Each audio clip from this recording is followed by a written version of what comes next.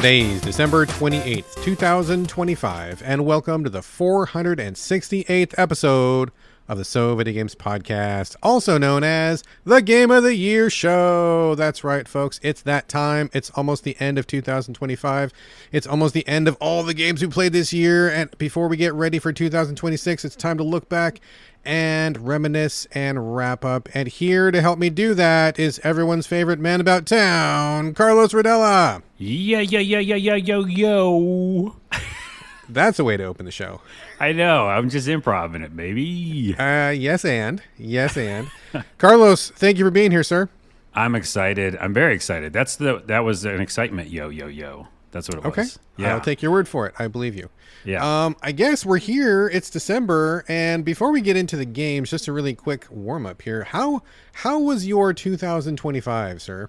I think we were texting about this, and I think it's true, and it's a little foreshadowing for the whole show. But it was difficult to pull down a top 10 list. Oh yeah, yeah. But I mean, like life-wise. Life-wise. Okay, I thought we were going right to games. No. Little, just personality, a little bit of human touch here. I think it's it was a coming back year for me. Like I'm, had a lot of issues. I think a lot of us have had a lot of, down stuff, and I just feel like I'm on the way up. I'm on the way up to a new version of me. So that's pretty exciting. That's positive. That sounds good.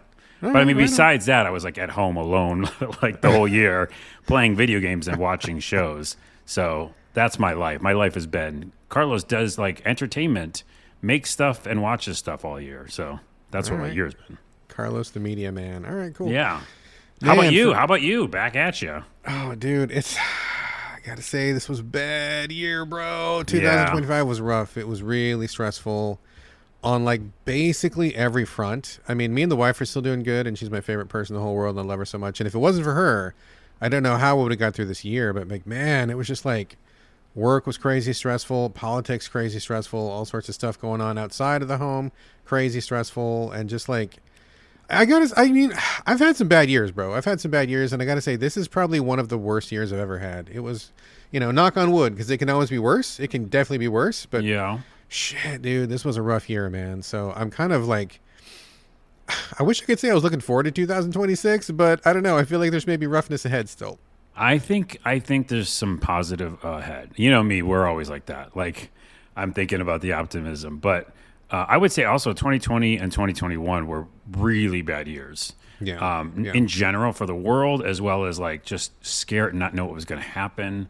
And I was also alone, but it was there was smoke outside my window here in Washington, and there was COVID rampant, and it was just a different year. So that I can't say this year has been that for me. It's more positive. Yeah. And also I've been creating a ton. And I tell you one thing, everybody listening to this, if you are having a hard time, this is a true method that always works. Anxiety, other stuff, just depression. If you make something. Anything, not just for other people, but just for yourself, it will pull you out. It will pull you out of that downward spiral. It's guaranteed. That's good advice. Yeah, activating a different part of your brain. It does. That's what exactly it does. And it goes, the other stuff that I was worrying about and I was spiraling, I can't do that right now because I'm doing this. And this thing, especially because if it's a creative thing, I mean, you can watch shows and stuff like that. That's cool. But that lets your mind wander still. You're doing two things at once. Yeah. But when you're creating something, you're this is something I want to put out. It really helped this year. All right. Good advice. I might take that to heart. I definitely want to have a good 26. And I think that with the help of you, sir, and all of the listeners and everybody out there who contributes to the show, before anything else, I do kind of want to take a quick sidestep away from the horror of 2025 and say that it wasn't all bad. See, there's lots of good stuff that did happen. Reconnected with a couple people that were really important to me that I haven't talked to for a long time. Mm-hmm. And on top of that, I feel like it was just a really great year for not to be all cheesy, but the community, people who listen to the show. I had a lot of great connections and talked to a lot of people who listen and kind of just talked about things. And, knowing that there's people out there who enjoy what you and I do here and just that people are kind of along for the ride with this podcast, I think is a pretty exciting thing and kind of gives me comfort on those cold nights, No, and I was going to mention that too. The Discord's been more alive and people have been talking back and forth. I met some people there as well. Yeah. So, very cool. Good. building a happy little community here. And also shout out to all the people that we're going to mention here, all the people who listen to the show, everybody who's tuning in today. Thank you very much for being here. And I guess let's wrap up 2025. Let's wrap it up strong. There's lots of good things to talk about. And I think, let's do our best to get our happy hats on and start 26 with a smile. And as part of this whole thing, I just want to mention at the top of the show, yesterday I did a tier list of all the games I played. Because you and I have Every played. single game? Yeah, I think so. Mostly. Like, it was about like 60 or 70 games. Okay. I feel like I played maybe like 80 or 90, and like I didn't get all of them. But for the most part, the big ones. And I did that over on my Twitch that I'm relaunching. So Glitch to the Ground on Twitch and on YouTube. And so go look for that. We'll put a link later. But when I did that, I got my top 10 list. And then I also got a bunch of disappointments. and then I kind of realized a bunch of games I should be playing more. Like I didn't play it enough, you know? Yeah. So we'll mention all those on the show. And all this is available for people to come watch? Yeah, you can go check it out on my YouTube, Glitch to the Ground, or Twitch. And then, it'll be a companion piece to this huge, epic podcast. Well, okay. So that was an unexpected transition, but I think a good one. So thank you for Sorry. that. It was a natural, man. I think something deep within you kind of just like did this segue here. I was gonna say, like, how did we come up with our list, and you just answered it already. Oh, which is perfect. okay. So you made a tiered list of all the games you played and kind of like went over them, came up with your top 10. I did something similar. I didn't do it like in a video fashion, but as I mentioned before, I keep lists of every single game that I play throughout the year, just a written text list. And hats off to original co-host Corey Motley. He's the guy who kind of turned me on to that idea in the first place, so I really owe it to him. But I just, every time I play something, I just jot it down. And then, if I end up liking it, I put a little star, or maybe I'll highlight it or something. Or if I didn't like it, I'll cross it out. I keep little notes, just minimal notes. And then at the end of the year, I just kind of review the whole list and see, which one of these do I still resonate with? Which ones still feel good or whatever. And I kind of pick and choose out of there. And that's my top 10 list. So pretty comprehensive for me. I think I ended up playing, I want to say pretty close to like 268 games this year. Whoa, even more than me. Yeah, a lot. And a lot of a lot of these are just like played it for like an hour and be like, ugh, didn't like this and move on. Right. So many of these are just like you dip in, you get a good gut check and you bounce. Like very few of these. I mean, to give you an idea, I think I played about 268, and I think rough count how many I finished. I feel like I finished maybe like 15. So not very many. Yeah. So it's not like I played all those. There's just not enough time in there. No. And you get codes as well. You're getting more codes, and I used to get more codes. And then I think that's actually a good point, because I think my list being smaller this year is I actually focused on like almost finishing a lot of these games. Yeah. So a lot of the ones on my tier list, like I either beat or was really close to beating. So that makes total difference. Sense. Yeah. Yeah. I mean, absolutely. I mean, as editor of GameCritics.com and as the steady on this show, like I get tons of like way more codes than I could even ever use, and we distribute those to the writers of GameCritics.com. I end up giving a bunch away in the Discord as well. I don't know if people know that, but there's a channel in our Discord where all I do is just give away games, and you can just grab them for free.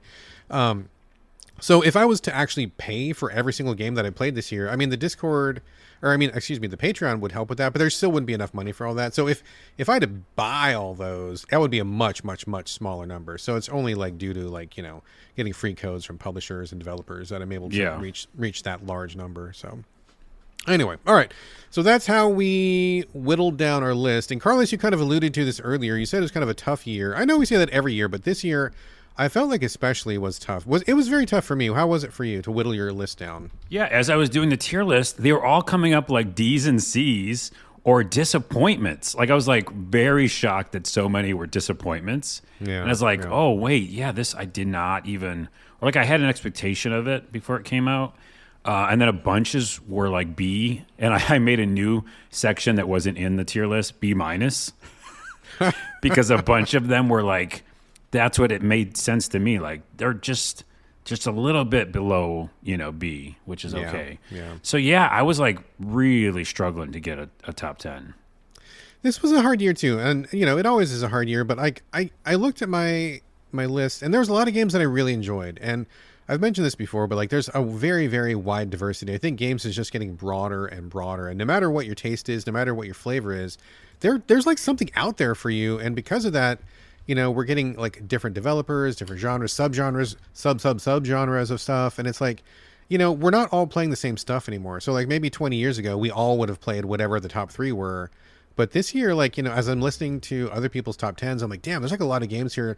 Not only have I not played, I haven't even heard of, and it's just getting wider and wider. So I think that was a real challenge as well. Not to mention that, I don't know about me, there just wasn't one that just took it for me. I think, not to get all gloomy for a moment here, but I got to say AI really took the shine out of a lot of games this year. There's still like a lot of talk about what's the proper use of AI. Is there a proper use of AI? How do we implement it? Do we use it? Do we disclose? A lot of stuff. I mean, we talked about AI a lot this year, you and me both. And I think that just really kind of like popped my bubble a couple times. Maybe this experience I liked, and then I found out there's AI controversy, and that really kind of soured it a little bit. Then some people came back, and like we're still kind of figuring it all out, right? And I think it's a big fucking mess, kind of. And I'm kind of looking forward to a time and a space when we have got AI in its proper place, and people are not being laid off and put out of a job, and we can use it in a positive sense, hopefully. So hopefully that day is coming soon. But that I will say to that point, me, we're going to like always I do go know back you. and forth. I have met you. Yeah, well, me on this topic.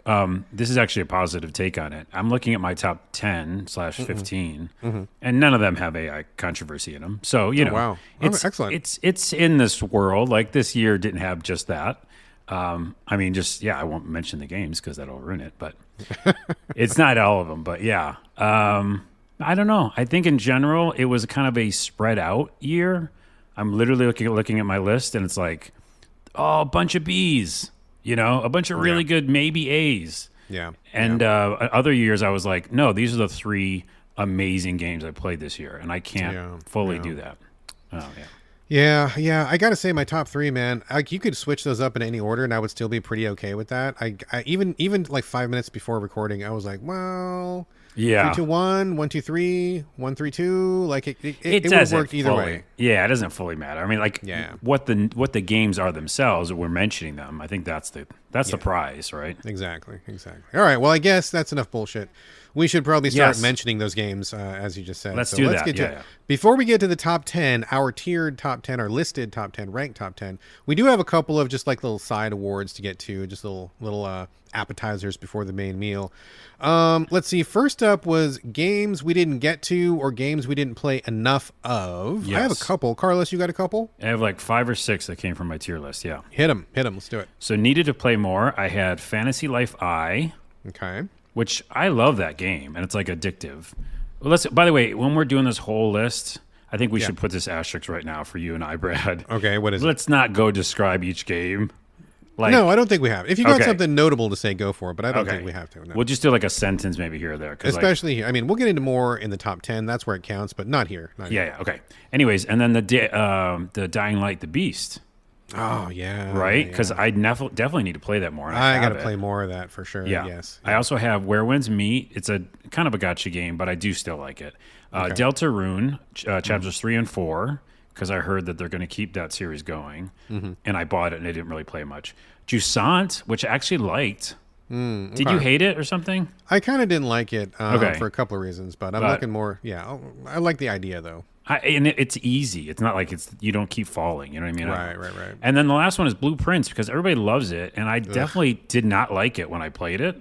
Yeah. So we probably think we share that, but there must be some other magic that maybe I'm missing. So I was like, maybe I'll go back to it. I think you got to be a smarty pants indie kind of guy to really get into that game. I bounced on it pretty hard. I didn't. Well, like I said on my list, I don't like that it's just the random puzzles. Like it's random rooms, and I hate that. Yeah, I'm like, if it was a mansion and I had to figure it out, but it's like every time you go in, you've got to like, it's a new room. Sure. That would be a very, very different experience if it didn't have the roguelike element to it. So okay, I'm taking it off my list. Needed to play more. It's gone. I don't think you're going to find what you're looking for there, buddy. Fantasy Life I and the Dying Light. Those are my main ones. Oh, Dying Light. I got to get back to Dying Light. You do too. Yeah. Yeah. How about so you? Games I actually didn't even start for me. Baby Steps was one that I was really excited about. I can tell you about it right now if you want. No, I mean, okay. What do you got? No, I'll get to it later. How about this? I'll get to it later. You tease me and then you yank it away. All right. Yep.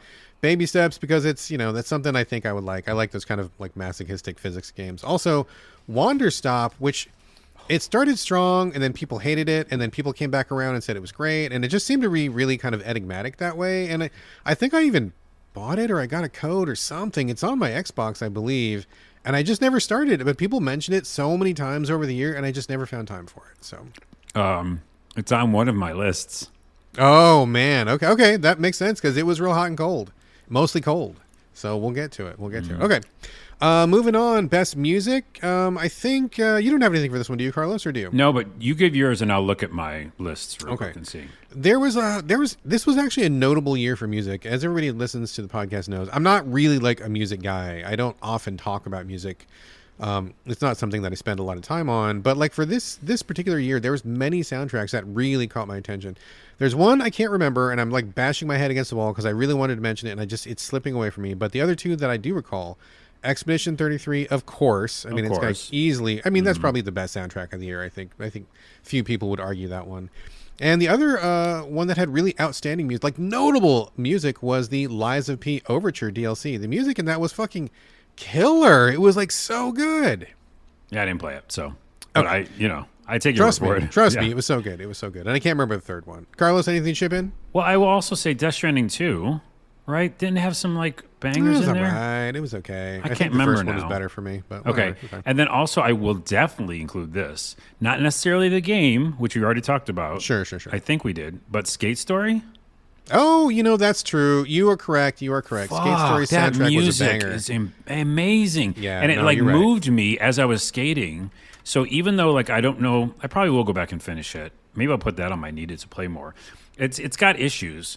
But man, every time it does those little sections where you're skating and the music comes in, it's yummy. Yeah, you are correct. That and also, so that was good. Yeah.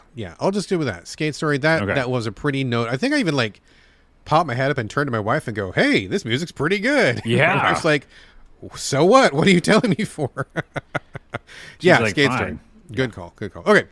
Let's get a little salty here for a minute. This is going to be a mostly 99.9% positive show, but we do have 0.001 whatever. It's more than that. Yeah, there's maybe. A little more than that. Yeah. We'll see. Let's get to just the biggest disappointments. Let's get it knocked out right out the bat, and then after that, it's going to be all love fest from here on out. So, biggest disappointments. Carlos, you want to start? Yeah, I'm going to go in order. These are actually ordered. Okay. Because I went nuts with this list. So, Myth Force. Okay. It was remember, it should be up your alley too. It was like a 80s animation multiplayer game. Do you remember this game? I remember something about it, but multiplayer, and I'm out because I'm just not going to get anybody to play with it. I played it with my brother, and we were excited because it looked like He-Man, like 80s animation. Yeah, I think I recall. It was very, very not fun. Okay. Lost Records. Oh yeah. Yeah, no.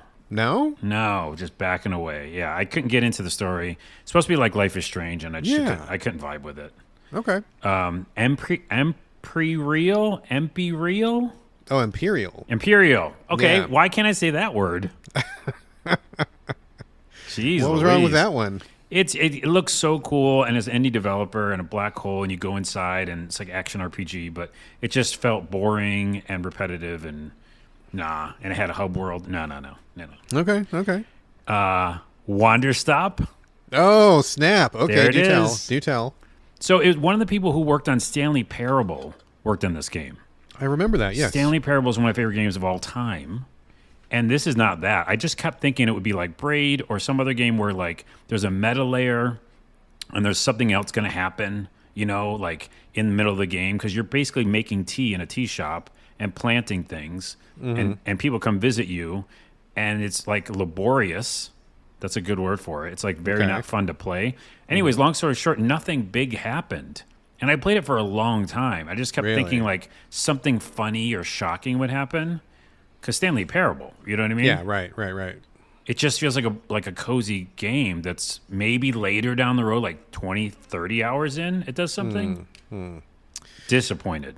Yeah, interesting. I heard some people talking about it, and they were I heard a lot of people say they really struggled to play it. Like laborious, I think, is a good word. I think I've heard that word a couple times, or just really tedious, or even painful. But I think somebody that ended up liking it said that was kind of part of the process, and you had to kind of get through that part to kind of see the ultimate vision. I don't know that I buy that. I don't know that that's really true. I think that sometimes you can suffer for a game, and I think that can be ultimately a net positive because they make you experience certain things. But it's got to be used judiciously. Like the entire experience can't be suffering. There's got to be some interesting parts to it. And Yeah. I don't know. I can't say I haven't played it yet, but I'm hearing what you're saying makes sense to me. Yeah, they could have like you can pop in things to give you like an idea what's going to happen. Anyways, Yeah. Blades of Fire. I know no one maybe cares, but it's an action RPG, a little Souls-like-y. I don't know. I was disappointed. Adam Fall, because Oh, yeah. it's a very good game. I just was expecting like a little bit like a Fallout type game. It's definitely a detective story. It's really more of a detective story. Really? Because it looks very much like a Fallout game. It's not at all. It's not at all. Oh, Like I okay. said on the list, it's basically just the detective series, and you're trying to get out of this area, and it's fun for that. Really quickly, Elden Ring Night Rain. I thought it God, might that have was a trash. chance. Yeah, That was trash. Ugh. Lost Soul Side, because it was an indie developer, really pushed by PlayStation a lot. I waited for it for a long time, and I just felt bored playing it. Okay. Mind's Eye, of course. Oh, I Come didn't on. even bother. Didn't even Yeah, I bother. know. You know me, I played it and beat it because I'm crazy. And then the last two big ones, these are the really big ones. Mafia: The Old Country, Too linear? 2 linear, thank you. Okay. They added an open world section later, by the way. Okay. And Outer Worlds 2. Outer Worlds 2. Sad Man. teardrop. Because what I talked about, I think, on the show, the defense is dumb, the armor's broken, and I cared that's about right. nobody in the game. That's a surprise because you were really a big fan of the first one. Yep, and I stand by that. This one is like, I don't care about anything that happened. And I didn't like the way that the armor and the combat was working. So I remember you mentioned that on the show. Like you said, you felt like it was really busted. So yeah, okay, that's my All right. that's my long list. that's a big list. That's a lot of disappointments for the I year. know. Jesus, you space those out. That's like one major disappointment every 2 months. That's what happened. All right, biggest disappointments for me. I got a couple here. I will say Monster Hunter Wilds, not necessarily the gameplay, but like the campaign. I know they really tried to make it easier for newcomers to come in, and I feel like it was just a fail. It was mega streamlined to the point of being pointless. They just rushed you forward. They didn't explain a lot of things. They tried to do the tutorials again, and they just can't get it right. And it was just a really shitty campaign. It wasn't until like 30 or 40 hours in that they finally opened it up, and you got some side quests and you got some freedom. It was just a really terrible campaign, even though I did enjoy the game, like in general. I did too, and I beat that one, but I did despise that little kid. Oh yeah, it I was like, just- I don't care about his story. I don't think anybody cared about that kid. It was Yeah. just bad story. Also, very disappointed with Helldivers 2. I feel like that game is just super out of gas. They really wanted to do game as a service, and I don't think I think they would have been better served by doing just occasional updates here and there, not really to keep it a live service game. And when they got to the third faction, the Illuminates, and they brought it to Earth, quote unquote Earth or whatever, so boring, dude. They took so long to build it up, and they dropped hints for like 6 months before they dropped it, and it was just like, so what? It was like a 50s style UFO/zombie thing, and it was really dumb and boring and horde tactics, and I was just like, I'm out. Like, I still stand by the first Helldivers as one of the best multiplayer experiences like ever, but I just don't think the developers took it in the right direction for number 2, and that DLC kind of was the final nail in the coffin for me. So Yep, could see that. other disappointment, Death Stranding 2 on the beach. Like basically Ooh. the entire thing was a disappointment to me. I thought the story was just like, I mean, look, I get it. We don't come to Death Stranding for the story, okay? It was ass last time. It's double ass this time. There was so much stuff that was just fucking stupid and just really ridiculous and nonsensical and just a lot of trash in that game. I hated the story. There was too much combat. They really pivoted towards Metal Gear Solid type action, and that's great when it's in Metal Gear Solid. I mean, Metal Gear Solid 5, one of my favorite games to play mechanically.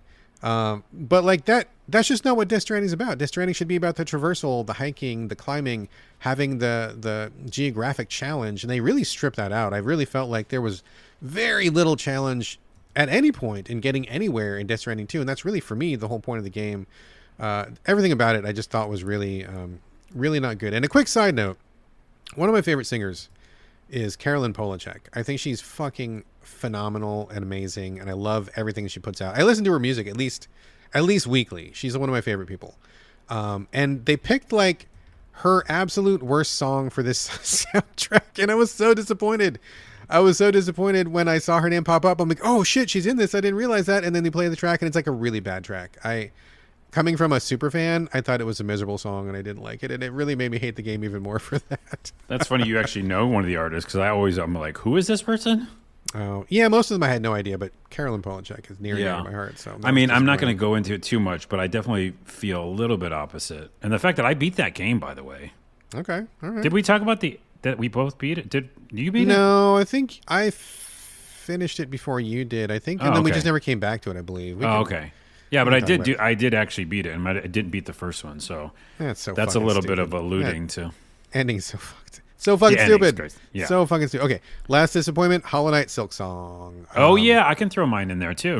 I could say that as well. Yeah. Okay. Yeah. It's like I can't say that I was like mega looking forward to it, but I really did enjoy the first Hollow Knight. I got into it.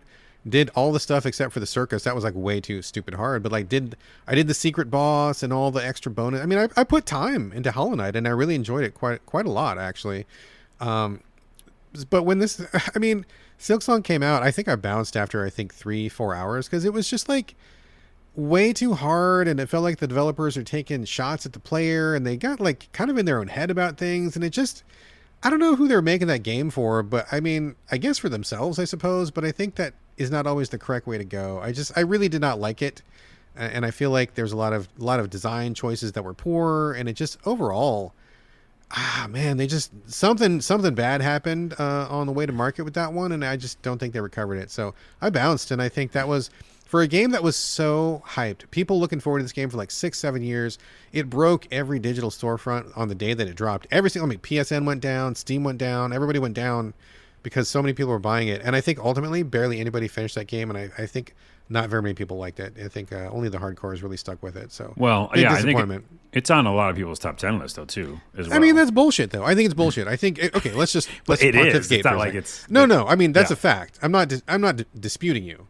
But I think that's a perfect example of critics who are scared to like be honest, right? Like I think there's a lot of people who are like, it's that big name game that people love, and I'm gonna like put it up there, and we were all waiting for it, and it's so finally. I mean, I read a lot of reviews who like slag it and then give it like a 9 or something. Yeah, and I think if people were being honest, you got to say you were disappointed, you didn't like it. But I think it's got too much cachet right now, and I think people are scared to not say that it's not as good as they thought it was going to be. So that's what I mean. Brad's saying it's objectively bad. It is objectively bad. It is. I just like. I mean, you've been in the review game for so long. You just see it time after time, trend after trend, where there's a game that in 6 months people are going to slag, but right now they're too scared to slag it. I know that thing. Yeah, you know the cycle. You know it. Yeah. Anyway, okay. All right. Salt aside, have we done with the salt? Salt is over, folks. It's all a love Okay. fest from here on out. Okay. Before we get to our actual top 10, let's do a couple shout outs to honorable mentions. Let me go first, Carlos. I've only got one. I know you've got a couple there. Yeah, because I have a million. Yeah, go ahead. The only honorable mention for me is Trailmakers Pioneers DLC. This is one where you are in an open world and you have this like really robust vehicle creation engine, and you can make all sorts of different vehicles. And so the Trailmakers was like an okay game, and the vehicle creation was there, but like I needed a campaign. I needed something to kind of give me goals to work towards and give me motivation to play. I don't just like being in a sandbox. That's not enough for me. And that's exactly what Pioneers was. It's like a total story, campaign, mission oriented. They had different challenges that you needed to make specific vehicles for. It was like exactly what I wanted from Trailmakers from the beginning. The developers heard that and like came to it, and they delivered. It was a really great experience. I didn't finish it. I didn't play enough. Maybe I should have mentioned this earlier, but I didn't finish it all the way. But I really, really liked it a lot, and I'm really glad that they did add the story campaign. And if they had released it when Trailmakers first dropped, I guaranteed would have finished it and played it back then. I kind of was chipping away at it between other games right now. But that's a really great experience. And if you want that kind of an open world, make your own vehicle, kind of like janky sort of fun, good times thing, like it's really fun. It's really fun. Trailmakers with the Pioneers DLC. I loved it. Check it out. Okay, now you got many also rans or honorable mentions, I should say. Let's keep it positive. So what was really good for you this year, Carlos, but didn't quite make the list? Yeah, this was on like the very, very end, like almost in to the top 10, because I really had a fun time and still am having a fun time with Skate. Because the developers who worked on those original games, skateboarding game, they made it open world, and there's a bunch of things I don't like, which is like the art, and they made it kind of like Fortnite, which is gross to me. And they did, monetization, which they had to because they made it free to play. But the game itself is fun as hell. Like they know skating, they know the way to do this and the physics and stuff, And I played with my friend, and again, you know me, I don't play multiplayer either. And I got to, hang out with him and like listen to music, and all the soundtrack was really good. So there's a lot of really positives about it. There's a lot of corny parts that I don't like, but at the end of the day, it's on my PlayStation still. Like, I'm not deleting it, So that says a lot. Is this the one that has like the super realistic controls, or is this one of the more arcadey ones? Yeah, realistic. They're the people who made Skate. So the Skate 1, 2, 3. But if I haven't played those, okay, and I'm asking for clarification. Yes, it's not Tony Hawk like do. Okay, so it's more about like the actual like figure out the moves and use the physics. And, okay, like right analog stick, like pops up the everything, and it's like complicated. But it also, I used to skate a long time ago. If you skate now or used to, like, it makes sense to you, I think. Okay, and it's really fun to just do like simple tricks, like do a kick flip to a grind, and then kick flip off. You feel like accomplished. And in Tony Hawk, you're doing like 8 million 720s in the air. Yeah, it feels really gamified and stuff like that. Yeah. So to be able to do this, here's a perfect pitch for it. To do that, like simple, fun, like, grinding and flip tricks with your buddy, it's fun. Like, it's really fun. And then you can do some crazy moves too. So it's on the end there. And then also Despelote, because it is that really cool indie game where you play as a kid, first person, and you're just kind of walking around. It's hard to explain, but what they did and what they accomplished to give you this like sensation of being a little kid in Ecuador, like as the soccer team, football team is in the championship, and you're kind of like hearing the TV of playing the game, and the game's on, and you're just kind of like living life. It's like a life simulator thing. You just kind of like live life as a little kid. You played it, right? I covered it on the very last show, the show right before this one. Oh, okay. Did not connect with me, but I did think it was, what you're saying is correct. I really did appreciate the approach to make you feel like a kid, like you're in a small person in a big world. Yeah. The way that they kind of immerse you in that world was really cool. I just didn't really care about the soccer or Ecuador or whatever. Yeah, so it wasn't my thing either. I like what they did. Yeah, it's very cool. Great approach. Two more real quick ones. Kavark. I mentioned this on the tier list again. I was so excited to go back and beat it now because I forgot. I don't know why I didn't finish it. But it's like first person mystery, kind of like Adamfall actually, but it's like old school graphics and first person, and you're in this bunker and something nuclear happened. It sounds like Adamfall. I won't say much about it. It's like a shooter as well. It's like a Doom kind of old school style game. Yeah. Kabark. And then lastly, The Precinct, because I love Fallen Tree games. You and I both didn't like resonate with us, I don't think, as much, right? You played it? The Precinct? No. What? It's the looks like top-down view GTA game. I don't think I played it. I don't think I played it this year. Oh, but you played American Fugitive, their first game, right? I did play like the demo of it. I never played the full version. I love the original American Fugitive, so I love these developers and I love the worlds they make. Just think top-down view GTA. Gotcha. But you play as a cop in the 80s. So there's a lot to like. But I did stop playing it. So that game has been pretty successful, though. I get PR for that, and they've put out at least a couple DLCs for it. It seems to be doing pretty good. well. Okay. Yeah. Maybe I'm going to throw it down to my need to play more because I think it is good what they did. All right. I could go on forever. That's enough.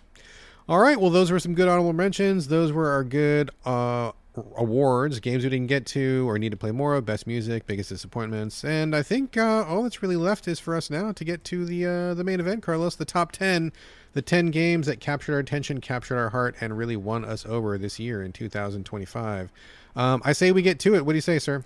I will say one more asterisk. Is I just noticed my top 10 list. It wouldn't be Carlos on the podcast if there was something weird, chaotic. I think my top 10 list is right now 13. Okay. So there will be honorable mentions that are going to be knocked off this top 10 list. Okay. Okay. Do you need a minute? Do you want to go no, first? We'll do it. We'll do it live. We'll do it live. Okay. So let's kick off the official top 10 or asterisk of 2025. Carlos, why don't you start? What is your top 10 of the year? Your number 10. 5, 6, 7, 8, 9, 10. Okay. I know what I'll do. I'm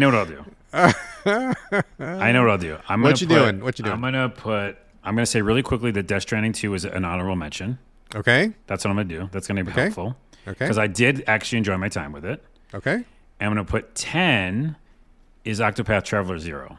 Okay, that's your official number 10? Yep, I'm throwing it in right All now. right, tell us a little bit about it, why'd you like it, etc., etc. So it's a mobile game that got transported over to a regular full price game, no monetization in it, and it used to be a mobile game. But then they added a bunch more elements to it. And if you played the Octopath games, you know what it is. Not to go too far into it, but it's a turn-based RPG with old school graphics and the 2.5D depth of field look. And it has this really cool break system, and the combat's really fun to play. It's like very addictive combat for turn-based game. And yeah, it's just it's an epic game that takes like 100 plus hours to beat. I'm like 40 hours in, and it's just really, really good at what it does. But I like what they basically took a mobile game, which is very open-ended. Like mobile games you come back to, you can play it for a little while and then come back to it. So it has that feel, which is like there's main quests, but you can do any of them in any order. And when you're done, you can just put it down for a while and come back. And then you don't get lost because you're kind of doing chapters at a time. So it's like this is a really cool asterisk. More mobile games could be transported over to, I think, consoles and PC without the monetization, because some of that is really fun to just have this open-ended playground, really. To be like, I'm going to play an action or a turn-based RPG at my leisure. You know what I mean? Right. That's why I like this, and that's why it's on my list, because it's like I can just go do stuff in it and then leave for a while. Does that make sense? Yeah, it does. It does. The ability to pick up and then put down and then come back to something, I think, is pretty valuable, and something that some games really struggle with. I think that is more rare than I think it should be, but I hear you for sure. Yeah. Yeah, it's like 1 and 2 were difficult, and also they were like a campaign was so on rails. You had to do this, then this, and this, and find these people.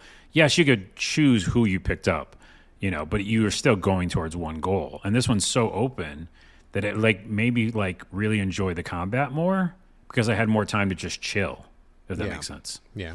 Yeah. So I really like it. Good pick. I think a couple of our listeners, who we will get to at the end of the show, have picked that one as well. So I don't think you're alone in liking that one this year. So right on. My number 10 is Sorry We're Closed. This one is an indie jam, kind of a old school like Resident Evil, like polygon, kind of 3/4 view presentation, isometric sort of a thing.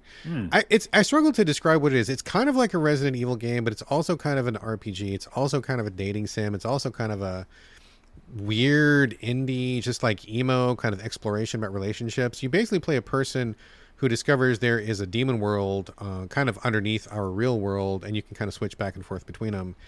And it's just it's about like, what is a good relationship? What does that mean? How do you grow yourself as a person? But also there was like killing, and there was like action, and there's like demons and stuff, and then all sorts of like weird stuff. Everybody in the game was like this really oddly grotesque yet super sexualized androgynous person. Everybody in the game looked like they really wanted to fuck. Like it was just like over the top crazy.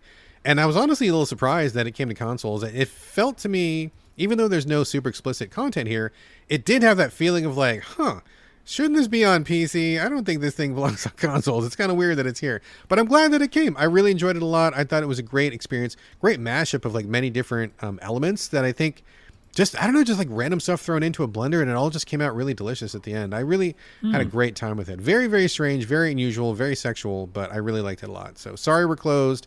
Played that one on PlayStation, I'm pretty sure. That is my number 10. And of course, our lists are going to be, I think, totally different because I've never heard of that game. I'm looking at our list, and I'm not even... We've got maybe one game in common. I don't know what your list is. You don't know what my list is.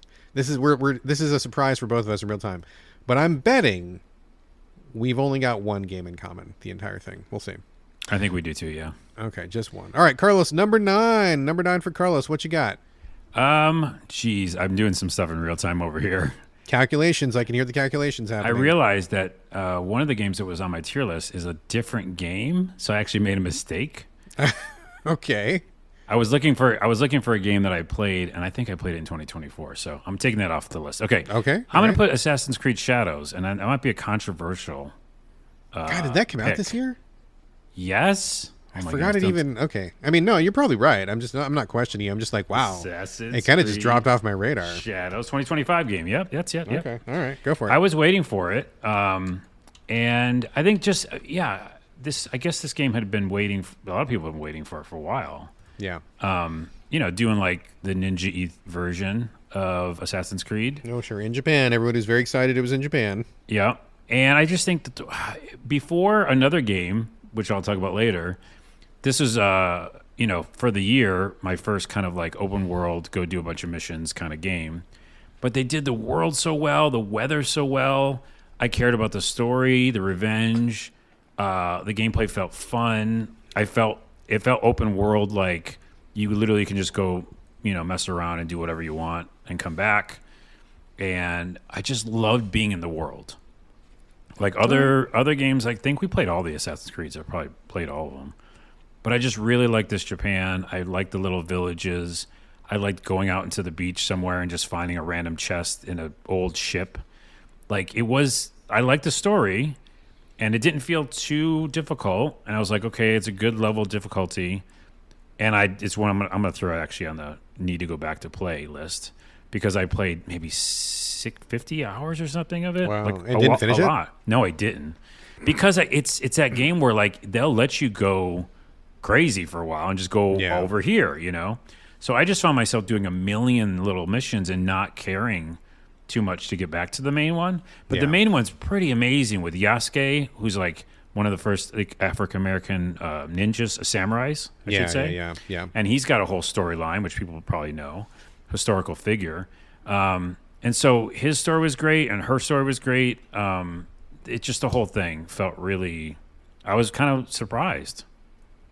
All right, I played a bit of that one, so okay, I can see why you would choose that one. All right, Assassin's Creed Shadows. All right. Yeah, so you'd like some of it then.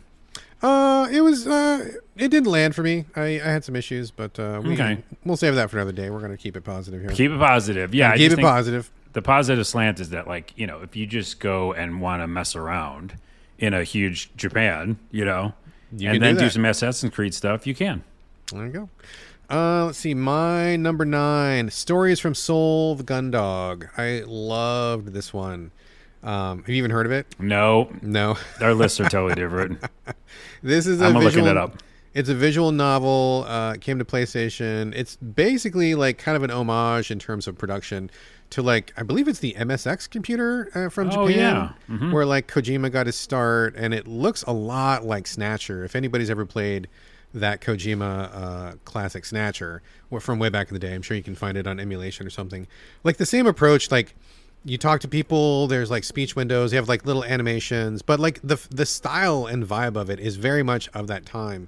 And it works, it still holds up. Even if you don't know what they're referencing, it's still a super attractive game, super fun. You start off as like a pilot who's in a sci-fi universe. You're like a Gundam pilot kind of, and you're going out into space to do a mission. I'm not going to say much about it because surprises happen and things take turns, but you eventually just like, you meet the crew. I liked all the crew. The art was really great. The writing was really funny and good. Lots of sharp lines. You do a little very, very light point and click type stuff, but it was all pretty well done. Like it's not enough like a regular point and click at all. Like it's very just a couple items here, a couple options there. Like it just keeps things moving along. Cool surprises, cool story. Everything about it I thought was just really, really on point. Music was great. Everything just like was lovely. Just very, very well done. I had a great time with it. Just the best time. So if you want a cool visual novel with a sci-fi slant that you haven't heard of, Stories from Seoul, the Gundog is, I think, one that a lot of people slept on this year. Nice. Yeah, it seems cozy. And a little asterisk again, Snatcher, I remember very well because I had a TurboGrafx CD ROM. Oh, okay. And it came out for that. Snatcher did, as well as the Sega Saturn. Sega CD. I had it on Sega CD. I had TurboGrafx CD, which was better. I think yours was better. I think it was better, actually. Thanks. It was. All right. So there we go. Let's go on to number 8. Carlos, number 8. This is controversial, but it's on my list. So how about that? Okay. All right. That's Expedition 33. Number 8? Yep. Wow, that is surprising to me that it's so low. So is that the one that's the same? That is, I think, the only one we have in common. Okay. Mine is higher. I think the only reason it's not higher, I mean, yeah, everybody loves it. It's great. It's very good. Originally started playing it and stopped playing it because it's very depressing. Yeah. And I was not in a good place for that. I remember you said it was not the right moment for you when you played it. Right. When I came back, which I talked about this on your Discord, on So Videogames Discord a little, I came back in a different mindset, and it's kind of really cool that I was like, oh, this doesn't bother me anymore. Like my internal self kind of figured parts of itself out. So it was like, okay, we can handle this. But then on top of that, I just really, I don't want to say bored, which sounds harsh. You can say whatever you want. You can say bored if you want. That's fine. We're a safe place here. It's got the overworld, which I don't like. The overworld, like it feels like a Zelda overworld, but I don't know why it's there. The combat I feel okay with, but I don't feel like Octopath Traveler 0, which by the way is lower on this list. I kind of like the combat better. It's just got great music. It's got great art. It's an indie team. There's a lot to like about it, but I wasn't hooked.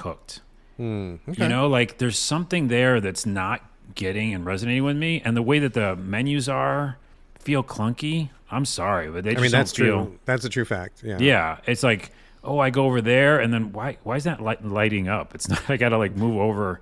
Is that the menu? Am I picking the menu? And those are small things, but yeah, the main thing is it didn't resonate enough, but I recognize that it's like awesome.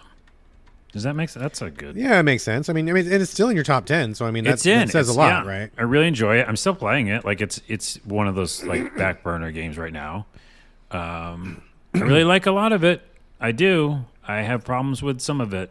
So I mean, that's fair. That's fair. I liked it a lot too. I also have problems with it, but we'll talk more about that when we get there. Yeah. Because mine's a little bit higher up than yours. So. It's on the list, though. But it's on the list. It's on the list. That right there is respect. So okay. I'm sorry. Cool. I threw salt in my positive. No, it's fine. We got to talk about these. We got to say why it was 8. You got to say why it was 8. Okay. Exactly. What's your 8? Number 8, Rogue Waters. This is a kind of an you don't know this one either. This is a pirate-themed, turn-based tactical, like XCOM-like, with a roguelike structure in it. It's janky, dude. Like the graphics janky, control janky. Everything about it is super janky. I feel like it's barely holding together mechanically and production-wise. But it was so fun. Like the developers really understand turn-based combat, and they really added some nice twists to it. You have a two-phase combat where first, again, pirate-themed, you roll up on your ship and you have ship battles first. I've never seen anybody do that in an XCOM game before. I mean, that would be kind of the equivalent of like doing a strafing run in a jet with your XCOM guy before you guys land. That would be pretty cool.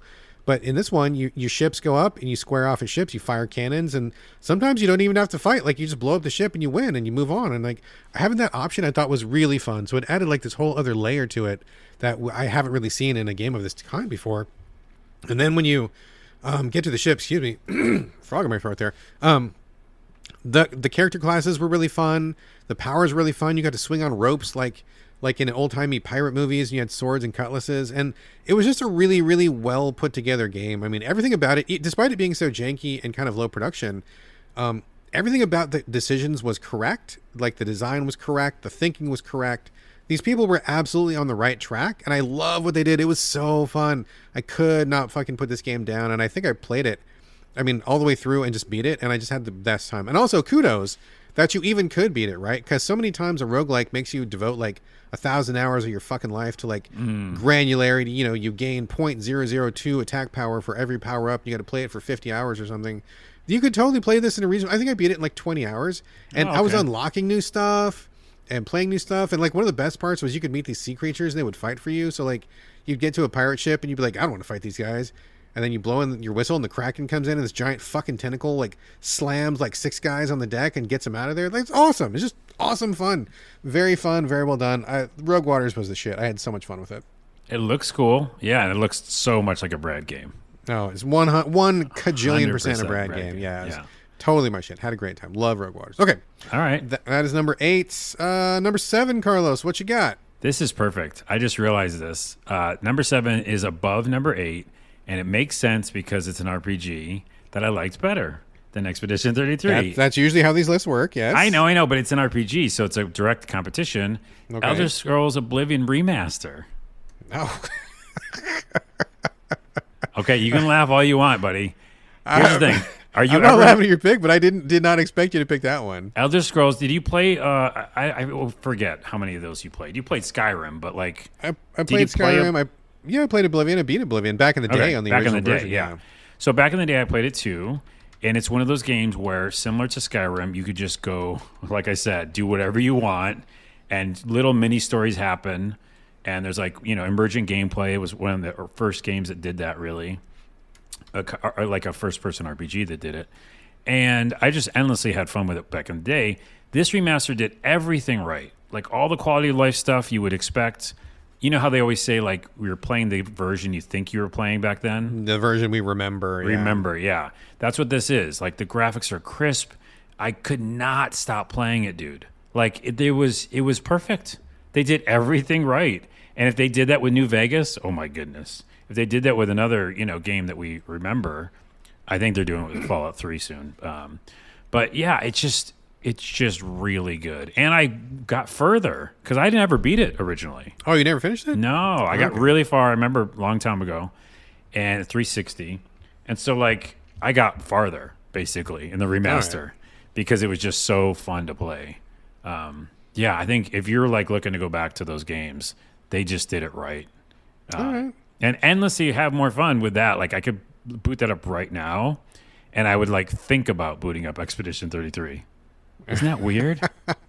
Hey, man, whatever clicks, dude. Whatever clicks. I mean, I'm just saying. No, saying. It's not weird. It's not weird.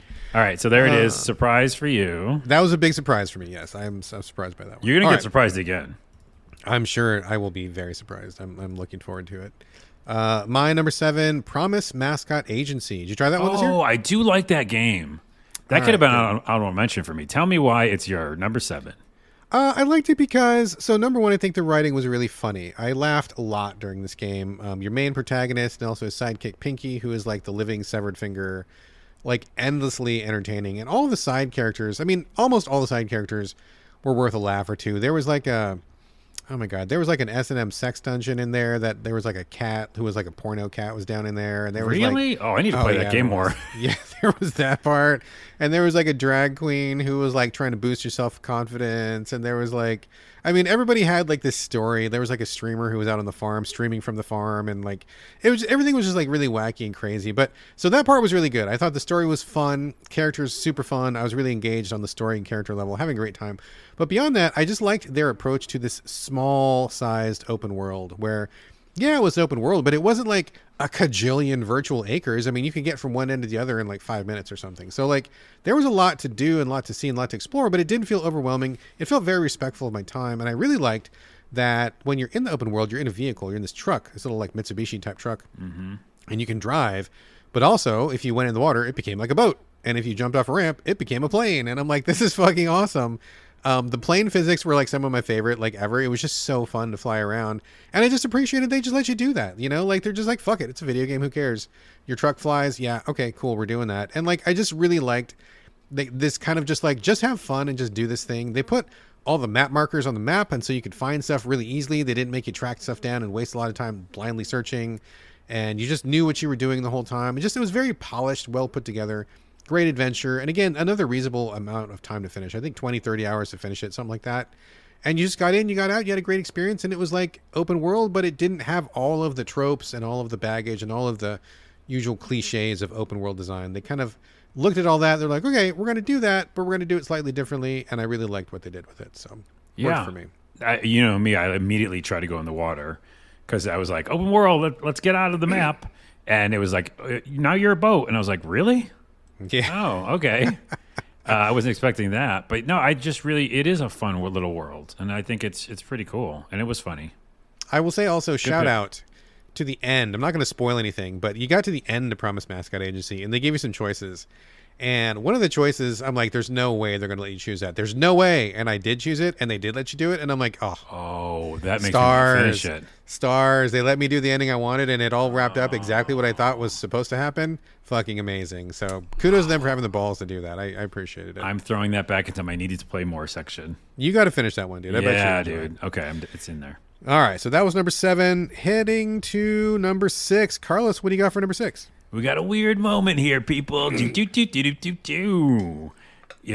going to pick my number 6. Whoa, okay. I'm going to pick your number 6? Tell me. Well, I have 2 choices, and I can't do it. I can't do it. Okay, I'll choose it for you. I don't care. Fuck it, I'll do it. Okay, and I know which one you're going to pick probably, but... Okay. So Trails in the Sky first chapter, Okay. And I'll say why I like it. It's the old school Trails in the Sky game done in third person. So third person perspective, done everything right, quality of life, really fun. I played more of it than I played in the original, and I really like it. Done well. Okay? Okay. Mm-hmm. Diablo 4 Season 11. Oh, boy. Okay. It's not going to be that one. But so they introduced the Paladin. And the Paladin wasn't, it hasn't come out yet. And it was in 3, I think. And it's so fun to play the Paladin. Like, I'm having the most fun ever playing Diablo 4 now after I already played like 400 hours of that game. I looked at my list and it's 400 hours I played of that game. What do you like about the Paladin? What makes him stand out? Because his powers, the holy like angel powers, you can throw like a hammer or a shield and it ricochets and spins around and hits everybody. And then it just feels amazing. And you can flap in the air with like angel wings and land on the ground. And then on top of that, they just did things like the season better, and it feels like everything they just did better. Like they just learned all their lessons, and it's fun as crap to play Diablo 4 now. So both of those. That is your choice. Diablo is your choice, and the only reason I'm choosing that is because you sounded way more enthusiastic about Diablo than you did about Trails in the Sky. I did. You're right.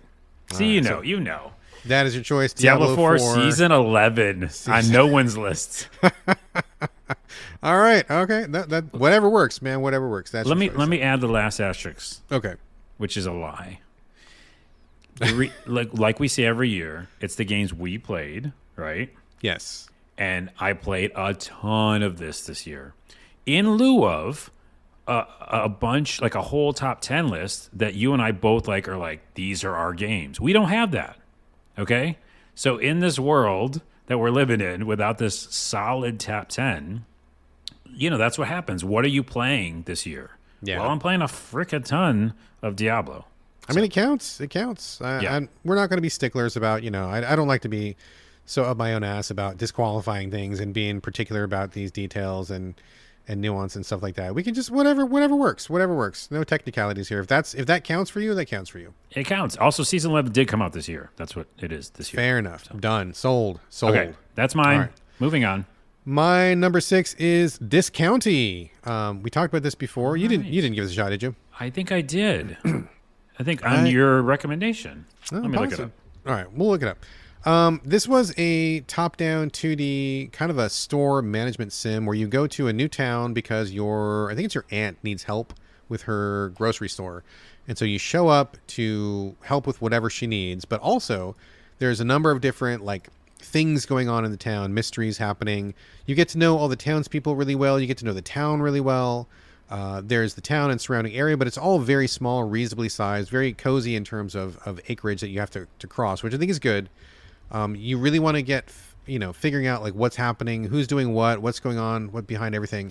But apart from all that, I think the story management was just really fun. There's been a lot of games that try to do story management, and very few of them have ever clicked with me. And it's something that I'm really interested in doing. I would like a kind of a cozy experience where you kind of get to do this, but there's always something wrong with one thing or another, or it doesn't quite work the way that I want it to, or there's always some negativity to it. Gosh, I think the one that came closest a while ago was maybe Moonlighter number 1. I was just going to say that, yeah. Yeah, I did like Moonlighter number 1, but I didn't care for the combat. Like the outside of story part I felt needed some work, and so that half of the game didn't hold up. I ended up bouncing. But I think with This County, I had just a lot of fun doing the store, and I always look forward to kind of like ringing up people's groceries and doing things like that. You eventually get like a helper to be like your stock boy in the store, and I thought that was kind of fun. And I just love the town and talking to people and the good balance between managing the store and then doing like very, very light RPG quests in the town. Just when you're getting tired of one, you do the other. You get tired of that one, you're going to go back to the other thing. Like really good pacing. Just really well done altogether. Just a great experience. And again, like many of the games on this list, you could finish the whole thing, I think, in 20 hours or something. Like it was not demanding of your whole life. And again, I just really fucking appreciate games who get in, give the goods, and get the fuck out. Like I don't need to spend 1,000 hours on a game to have a good time. So this was another great compact experience. Pretty much a winner. Cool. Yeah, I was supposed to go play it and I didn't. So now on your recommendation is your top 10, I should. Yep. Good stuff. Good stuff. All right. So we're about halfway through. Let's take a quick detour back into Salty Town. Because Carlos, I think you got something you want to mention. Here we go back to the salt in the salty caverns of disappointment that I We just forgot. can't stay away. We just can't stay away. I just thought I'd mention these real quick without trying to go too long on a tangent. But Arc Raiders, Oh yeah, Arc Raiders. both Yeah. of us in the same camp. Both of us were very lucky, I think, to play Scavengers, one of the best games of all time that never got released. Very true. We're said only this- like one of like what 30 people that might have played it. Yeah. Well, no. Yeah. We did server slams. We did like Oh, did playtesting. you? Oh, I didn't know that. Yeah. So we Oh, had okay. probably like, I think up to 20,000 people maybe at some point played it. I didn't realize you guys had done that. Okay. Yeah, and it was like on console even. I think I even had on a console for a minute, like Wow. a build. Anyways, it just there's a lot to like. I also put it in my list of go back and try it some again. But I was expecting Scavengers, but the PvPVE, it's like the E part of that game is like these unbeatable robots.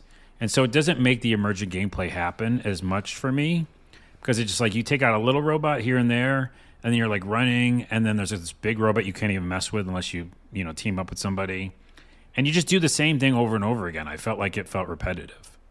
And I wanted to love it. So that was a disappointment for me. Yeah, I didn't get into that one either. I honestly, I'm a little bit surprised at how many people really liked it. I guess I'm just not sure what the secret sauce was for them. But for me, I kind of like you said, like I just felt repetitive. Go up and get some gear, come back, and like I wasn't really compelled by the world. Wasn't really compelled by the character design or the monster design. I was just kinda like like whatever, it's okay. I mean, something. I mean, obviously we're on the we're on the fringe with that one because it's been a big hit this year, one of the biggest hits I would say, which really surprised me honestly. But Well- I don't know, horses for courses, I guess. Well, horses is because it's like they're still tapping into the thing that Scavengers did, which is people working together. And I think that is an interesting positive twist, People are liking working together. Maybe just the teamwork aspect. Yeah, I think so. Anyways, the other thing is, and this I had to mention it because, you were talking about it, but baby steps. Oh yeah, is this another? Are we still in the salty interlude here? We're in a salty interlude. Okay, so tell me about baby steps. Then. The short version is it's funny. It's improv comedy. So and I think all the cutscenes are improv. Mm-hmm. And it's like weird. And you're like a weird, guy who's in his basement and just watching Netflix. And then he's transported to a mountain. He's got to climb up it with his legs, like an Octodad kind of game. Yeah. And I remember playing the demo and loving it because I understood how to do it. Like I never understood Octodad, and a lot of those I just failed at. You've been very good at a lot of them, but like I got baby steps. I knew how to walk, and I was like, oh, I might be able to actually beat this game. I played it just recently. I bought it, played it, got very far, and I even did I went the hard way. I was like, no, I got this now. I fell like once. They brought me way back down. I was like, okay, fine. Did it again. It brought me all the way back down. And then I did it again, and I went back. It kept dropping me so far back down that it was bullshit. That it's like, oh, cool, uninstall. I did not hear about that. I mean, I'm expecting a really difficult physics kind of thing, which I'm up for sometimes. I didn't hear. I mean, that aspect might turn me off, though. I don't mind trying something really difficult, but I don't want to do like a big run up back to the place where I fell down or whatever. I want to just try that part again and again. And it's not a run up. Oh, interesting. So interesting. I would say there's this one part where there's a river and I just slipped because it's a fucking river. Sure. And if you get over that river, I had done so well. I was probably at the next save point, but because I missed that, they made an alternate route. So there's these alternate routes up the mountain. Mm-hmm. So now that I'm on the alternate route, I fell down that one. And so now I'm not even close. I'm at the beginning again. So it's like, oh, wow. Oh, just because I missed one river, you're going to make me go all the way down this other way. Because I couldn't even get back to where I was. That sounds extremely harsh. It's really stupid, dude, because I'm very good at that game. Like, I was beating the challenge things at the beginning. Like, I was beating challenges. Anyways, I'm mad at it. I'm really mad at it because it's funny and weird. That makes sense. The only reason those games are beatable to me is because almost all of them start you off exactly at the part where you died. Like, you don't have to do 10 minutes of gameplay to get back to the part where you died. That's something that's a pretty big turnoff. I'm surprised to hear that. I'm actually surprised no one's mentioned that to me yet. So it might be user error, so let's put that with a grain of salt. But man, well, I still own it. I might reinstall someday. But you play it, by the way. Go ahead and tell me. Yeah, it's still on my list to check out. So we'll get to it. Back to the list. So back to the list. We're getting back to, excuse me, number 5, Carlos, what is your official number 5 of 2025? 1, 2, 3, 4, 5. Okay, this works. We got it. Okay. This is the real list. Okay, everybody listening? What was the list before? Was it a fake list? All that was just okay. You know what I mean? These are all the other games are okay. I'm All right, saying so that stuff was personally. trash. We don't care about that stuff. This is the No, good stuff. Diablo Expedition. You put it on the trash list. You did. You put it in the trash list. You just did it. You said it was trash. I said they were okay. This is my top 5. Here we go. Okay. Donkey Kong Bonanza. Really? Oh my goodness, so fun! Yeah, I can get you in here. You remember Red Faction Gorilla? Oh, sure. Yeah. How do you say that, by the way? Gorilla. Okay. Like Unless Donkey you're from, Kong. like, I guess, a Spanish-speaking country, then it's probably Gorilla, yeah. Yeah. It's like Donkey Kong. Funny little connection. You can smash anything in that world. Okay. Any stage can be leveled almost, and it doesn't break the game. All right, cool. That's the first thing, right? Like, it's so fun to smash things. And then things, when you're smashing into the ground, it's not just empty ground. There's stuff inside, like either gold or things you need, or like a chest or a room. So, like, everything just feels fun as hell to just be smashing. Secondly, the music's cool. The story, it's a little kiddie, it's Nintendo. But, like, I was still more invested. A lot of, like, upgradable stuff that made you actually... your moveset change. So think about Super Mario Galaxy. Or, what's the one? Oh my goodness. It's Galaxy? Not Galaxy. No. Come on. What's the one for Switch? I don't know. Oh my goodness. It's Super not, Mario is it something, Galaxy? whatever. I can't remember. But, like that kind of a level of game Yeah. where you just feel like all your moves are upgrading and it's fun. That's it. That's all I have to say. It's just fun as hell. Okay. It's not even works. near your radar, I'm guessing. No, I mean, number one, I don't have a Switch 2 yet, so that's something. Right. Which is kind of weird that I don't have a Switch 2 yet, considering how much I play the Switch. But I don't know. I just don't feel the pull. Yeah, quite that yet. I is don't know. weird. I mean, you're like Mr. Switch. I am. I'm just like I'm on the Switch literally every day, and I'm just like, this is fine. I guess I don't know. I haven't seen anything that's really convinced me that, like, I need to get a Switch 2 yet. So maybe there's no system seller for me yet. But No, that's the case, and you're right. And I'm like on the fence with getting Metroid because I heard like bad things about it. yeah. But Donkey Kong is the system seller. Like, you can't play that on anything else, and what they're doing, with the physics and stuff, of like the power of the Switch too. I think it's like I believe you, and I watch the videos and I go, cool. And it just doesn't like light a fire Yeah. to me, like it doesn't. Maybe I'm sure it's more fun when you're playing it, but that's the point. That's why Yeah. it's number 5 because like if Yeah. I turn it on right now, I'm not going to stop playing. You know what I mean? It's like a Super Mario game. It's like you want to just keep playing for a while. it's on a lot of people's lists. I believe that there's fun there. I just haven't made the leap yet. So. There's fun to be had. Number 5. All right, number 5. My number 5, Kyborg. Did you play this one this year? Probably not. Oh, jeez. Don't even know. I don't even know it. Do I? Kyborg. So this is a third-person action, real-time beat-em-up roguelike where you play a guy in kind of like a Running Man, nihilistic, post-apocalyptic kind of like death game show kind of a thing. And you just go in there and you just fight a bunch of dudes and you get a bunch of upgrades and just kill everything that you see. The formula on its face doesn't seem like that special, but like the developers just absolutely like dial in the fun. They know what makes this genre work. Much like with Rogue Waters, how those developers really nail the formula. These developers nail this formula. The thing that really makes it fun is that, number one, the combat feels tight and pleasant to play. But beyond that, because it's a roguelike, something that really makes a good roguelike is the ability to think on your feet, like tactically. Like we've kind of seen this weird mutation lately where roguelikes become, you got to do a bunch of runs and you're going to get some resources and you're going to use these resources to increase your survivability by 0.025% every run. We've kind of morphed into that. And that to me is not really what roguelikes are about.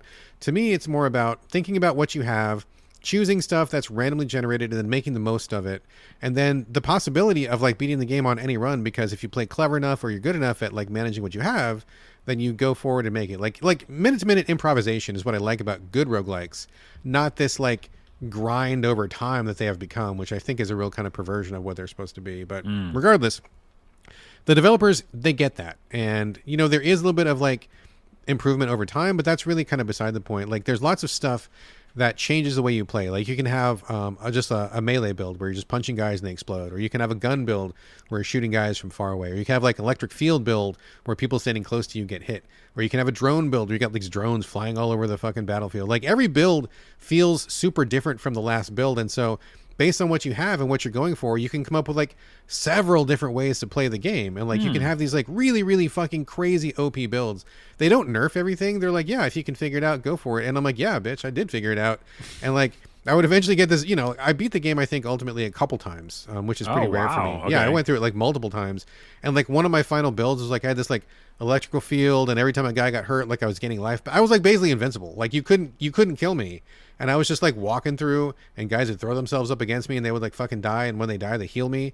And I went to the infinite arena mode, and I got to the part where I was so strong, like literally even the toughest guys they were throwing at me couldn't scratch me. And I just like kept like beating stage after stage after stage after stage. Like, it was like an amazing feeling of like, yeah, I broke the system. Yes. I figured it out. I had a lot of fun. And on top of that, the pièce de résistance to this thing is that your character actually looked different based on what upgrades you had. So like, that's cool. You could have like a super metallic robot head, and you'd have this like weird zombie body, and you'd have like these dog legs or something. Like, your character changed all the time, and that was like not necessary, but like super appreciated. Like, it really showed them going the extra distance. And I just thought it was so cool to see your body morphing and changing based on what power-ups you had, so you could visually identify like where you were at.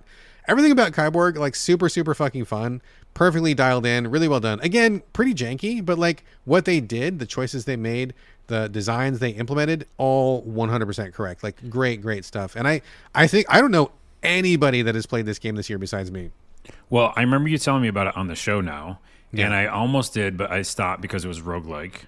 Yeah. But it looks like up my alley, like janky stuff. And what's funny is what you just described is the same feeling I get with Diablo, because it's build based. Yeah. Right. Yeah, like, yeah. if as I'm a paladin, things aren't touching me. Like, I built this build where like holy lights around me and stuff like that, and I'm just like not getting hurt. So when you described that, it just felt like that same vibe.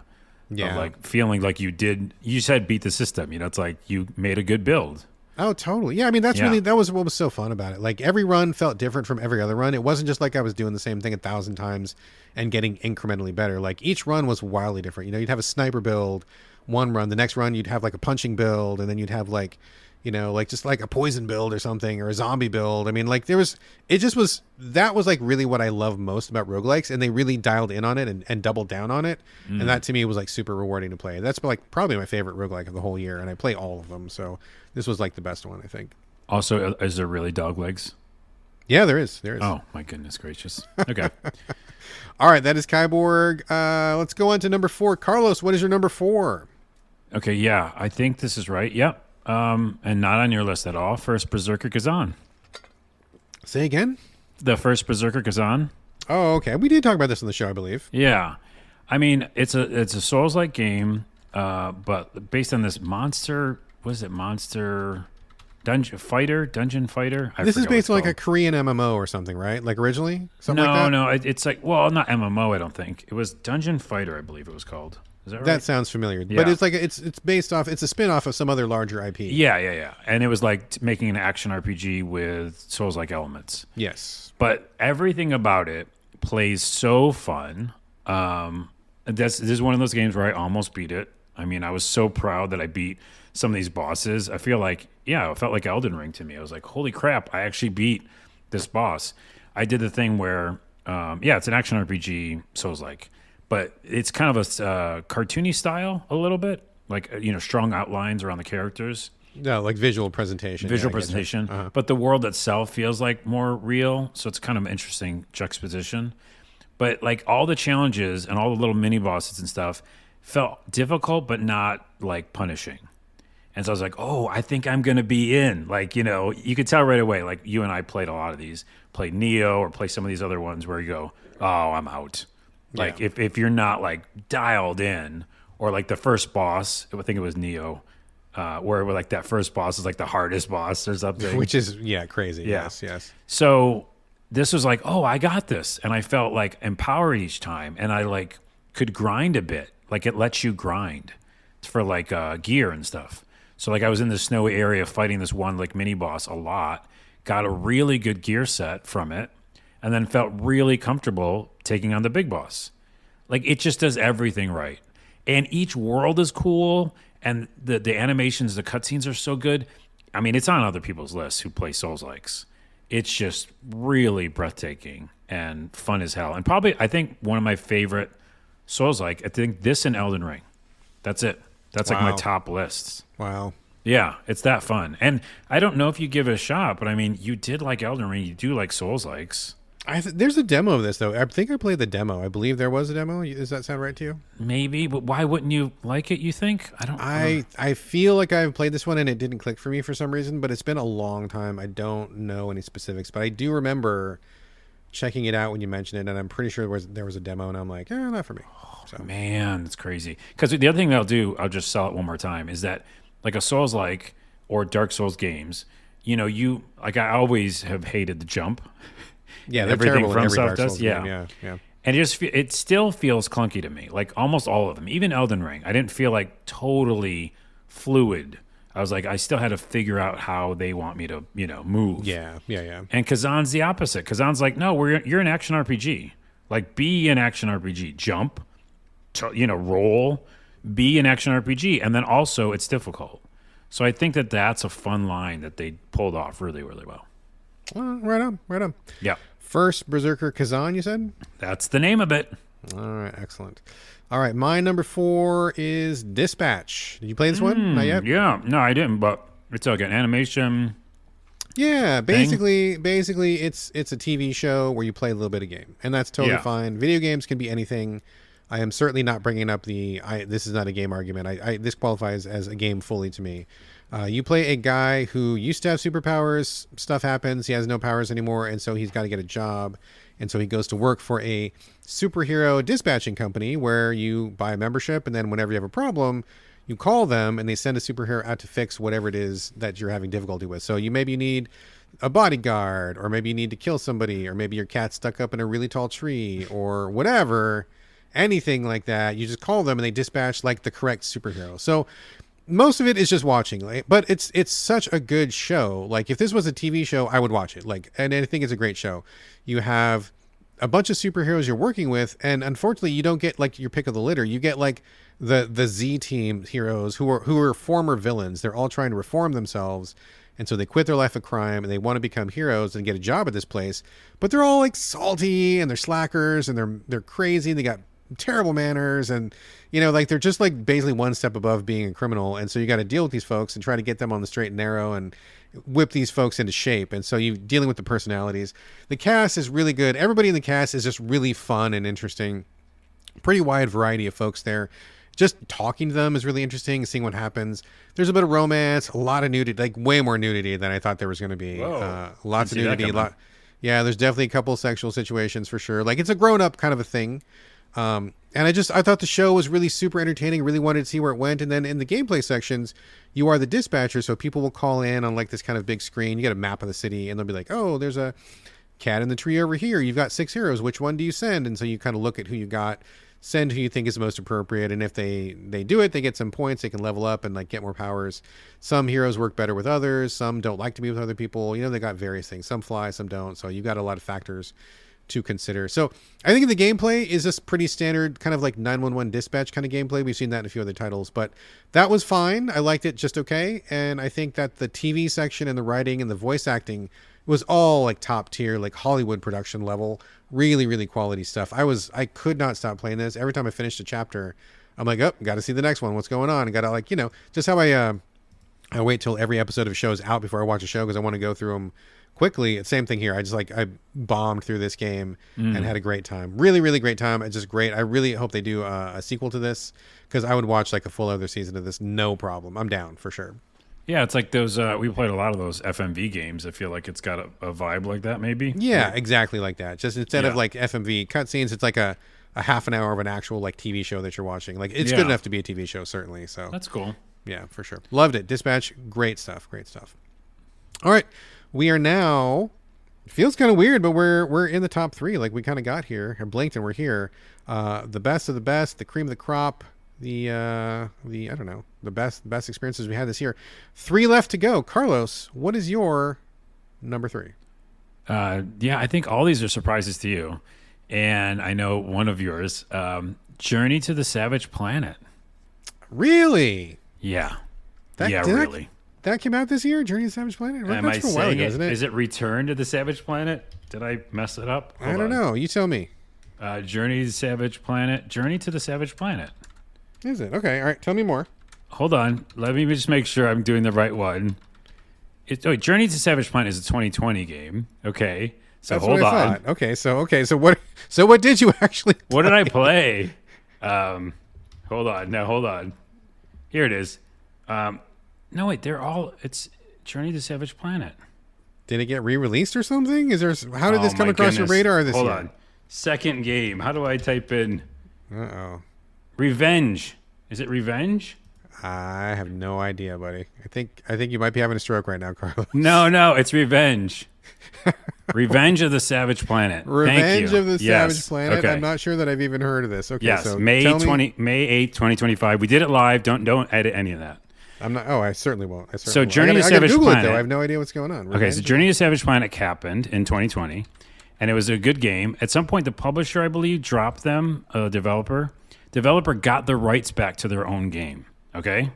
Okay. That's why it's called Revenge of the Savage Planet, because they put in the game, and I'll tell you what the game is in a minute, but they put in some themes about big companies acquiring other companies. Okay. Yeah, I played the first. Right? Okay. I don't know that I even realized this even came out this year, but I did play the first one. So- and it looks like it's in Game Pass as well. Oh, okay, there you go.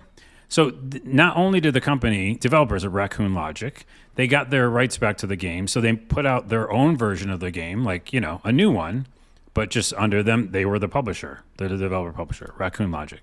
Okay. So in the game itself, there's a lot of these themes about basically ownership and IP and marketing and stuff. But what the game is third person. You run around, if you remember from the original, and I played the original too, and it didn't really connect with me. But you're a little astronaut person on a planet, and there are multiple planets, by the way, to explore. Okay. And you terraform stuff, you build a base, you find out what's going on there, you learn about all the creatures. But the way they did it this time, they put all their heart and love into it. Every little nuance of comedy is funny to me. The gameplay is fun as hell. They added a bunch of stuff with just swinging, sliding, all these new powers. The gun shooting a lot of different ways, abilities and stuff. And you're doing that thing where you can map out the planet like a No Man's Sky, right? You're looking and scanning different little animals. So it's got a No Man's Sky vibe. It's got an action vibe because you're doing a lot of combat, bigger monsters too. And then you're exploring this world and learning about basically you're been stranded from the company that sent you here. And the company doesn't have any way of getting you back. And all their videos that you can actually play, there's actually FMV videos in the little habitat. And there's commercials, which are all kind of funny. And then there's little, messages from home base. And one of the messages is yeah, we can't get you back. Good luck, buddy. And so everything just feels like a world. They really built this logic up about being stranded somewhere. Company acquired another company and they messed up somehow, and that's why you're stuck there. You know what I mean? Gotcha. Yeah. And so there's a lot of these themes going around, and it's just funny. And I just couldn't stop playing it. Oh my goodness. I went to a few different planets, and it's just totally fun. And a You say surprise to me. first or third person? Third person. Third person. Okay. Yeah, so when you run and jump and slide, it feels really fun. You can see a little character. The animation's kind of wacky, but it fits.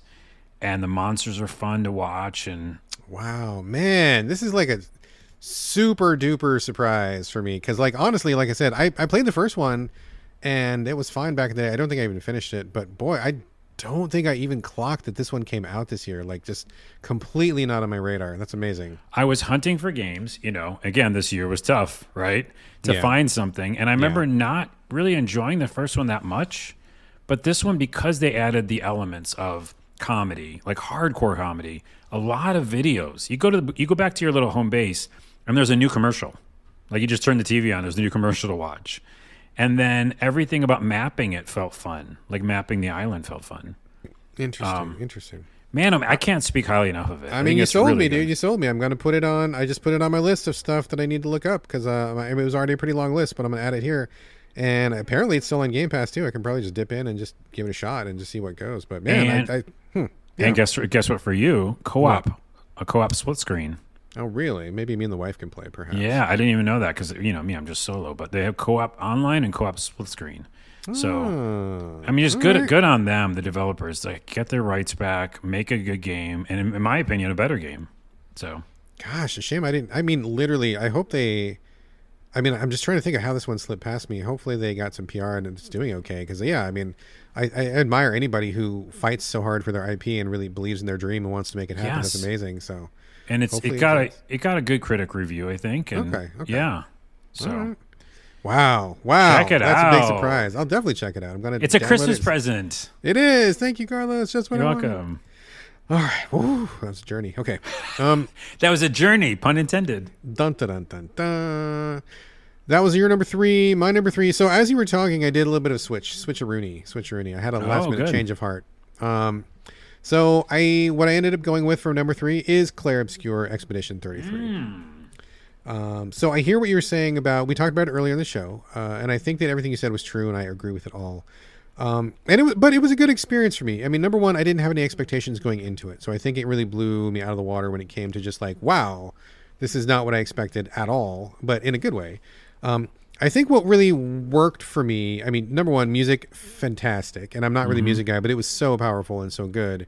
I couldn't help but notice it and be swept away with the music. But also, I think the facial expressions are really notable in this game. I think that really went a long way towards endearing me to the characters and the story. It was just like how human they all felt, like in the cutscenes. Like it felt, a little eyebrow raise from Gustav, or a little tilt of the head from Miel or whatever. And I'm like, okay, that feels very accurate and human. Like I'm vibing on what they're doing without saying anything.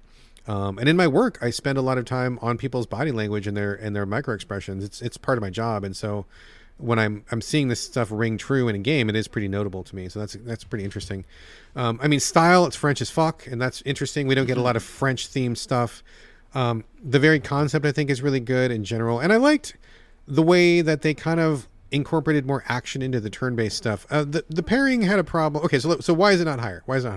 I think the parrying, when I played it on launch, had issues because it was a very tight parry window, and effectively I could not parry with any sense of regularity. Yeah, you got to turn to story mode. I turned it to story mode. I was on story mode. Even still, I couldn't parry. In the beginning, it was fine, but when you get further on to the enemies that are intentionally trying to fake you out with their animations, they're doing these little dance routines, and you never know when the attack's going to come, which was bullshit. I just got to the point where I just couldn't rely on parrying like at all. And so that was a problem for me. Eventually they did patch it and give you like a 25% larger parry window. I wish I had played it during that period, but I didn't play it during that period. I'll also say that I didn't care for the overworld, like you said. And I think what really lost me though was I think the third chapter where the game opens up finally. You've got enough of a vehicle option to go wherever you want to go. And at that point, it's just like, whatever. And I kept running into stuff where I didn't remember where a thing was that I saw 10 hours ago that I wanted to come back to, because there's no map markers, there's no quest list, and I didn't take notes. So I just didn't remember where anything was. And I was often going to places where I was like way underpowered or underleveled or whatever, and I was getting steamrolled by these things, and it just wasn't fun. And also, I will say that you had to really invest in min-maxing and figuring out like synergies and combos of the little whatever the abilities they call luminas or whatever they called in that game, where you had to have like a team build with the right thing where somebody would get a buff and that would affect somebody else's buff, and then that would trigger a second buff and things, like you had to like figure out like the Swiss watch of how all these little abilities came together, and it got really granular. And you really had to lean into it. And I just didn't want to invest that much into it. It was fine. And I beat the game. But I didn't get so into the actual mechanics of the combat system that I was able to go to like the highest levels of gameplay. Yeah. It just didn't catch me enough. And so the third chapter to me felt like a bit of a wash. There was a lot of stuff there that I didn't engage in. And so I just kind of just went for the story ending, knowing that I was missing out on a lot of the game because I didn't want to spend all that time. I just wasn't getting a lot out of it. And I will say, I did have some issues with the story where things weren't explained to my satisfaction, and I realized the developer is not developing for me. It doesn't have to be to my satisfaction, but just sharing how I felt about it. There's certain loose ends and certain things that I felt like could have been tied up a little tighter. So whatever. But overall, I mean, good enough to be my number 3. Like, it was my number 3 of the year. I had a great time, enjoyed it, enjoyed sharing the experience with my wife. She played it too. I think it brought a lot to the table. I think anybody who does a parry from this point forward in all of video games has to live in this post Clair Obscura world. You can't just do like this simple ass parry. I think I mentioned it before, but when I went back to play Liza P, which is also a parry heavy game, when P parries, it's like nothing. Like, you just like dink and he parries. You're like good at it now. You're like better at it. Yeah. I was like, whatever, he parried, big deal, like nothing. But when you go back to Clair Obscura and you parry, it's like boom, explosion in your fucking face, like, eat shit, and like the thing blows and it feels amazing when you get it. So it's like, you got to do that now. Like, nobody can go backwards now. You know what I mean? Saying like from like the impression of doing the parrying, it's got to be big, it's got to be dramatic. It can't just be this little dink dink and you move forward. So I give it credit for that too. But overall, I mean, great experience overall. Not a perfect experience, but I think a great experience, and I really did enjoy my time with it. I think the amount of salt that I just heard, though, it could also be an 8 like me. I think it could. I mean, I'm just saying, you had a lot of salt there. There was a lot of salt there, but there was a lot of good, though. I definitely think I had a good. I mean, I don't play a lot of RPGs, and for me to get into this one and finish it all the way, and I finished it in quick time too. I mean, I was into it for sure. I enjoyed it. So all right, it's on there. All right, number 2. Only 2 left, and then we got the reader picks. Carlos, what is your number 2? Let's do it. Much more fun than Shadows is Ghosts of Yotei. I was wondering if this is going to be on your list. Yeah, man. I mean, come on, Sucker Punch. Get out of here. Get out of here. Everything about this game is perfection. There's, like, nothing bad about it. Like, it's not even, like... And I, like, really care about Atsu. So you play as Atsu... not like Shadows where you're kind of like playing as a couple of people. You're like Atsu, this woman who went through a horrific thing, and her family died, and, spoiler, it's not a spoiler, it's the beginning of the game.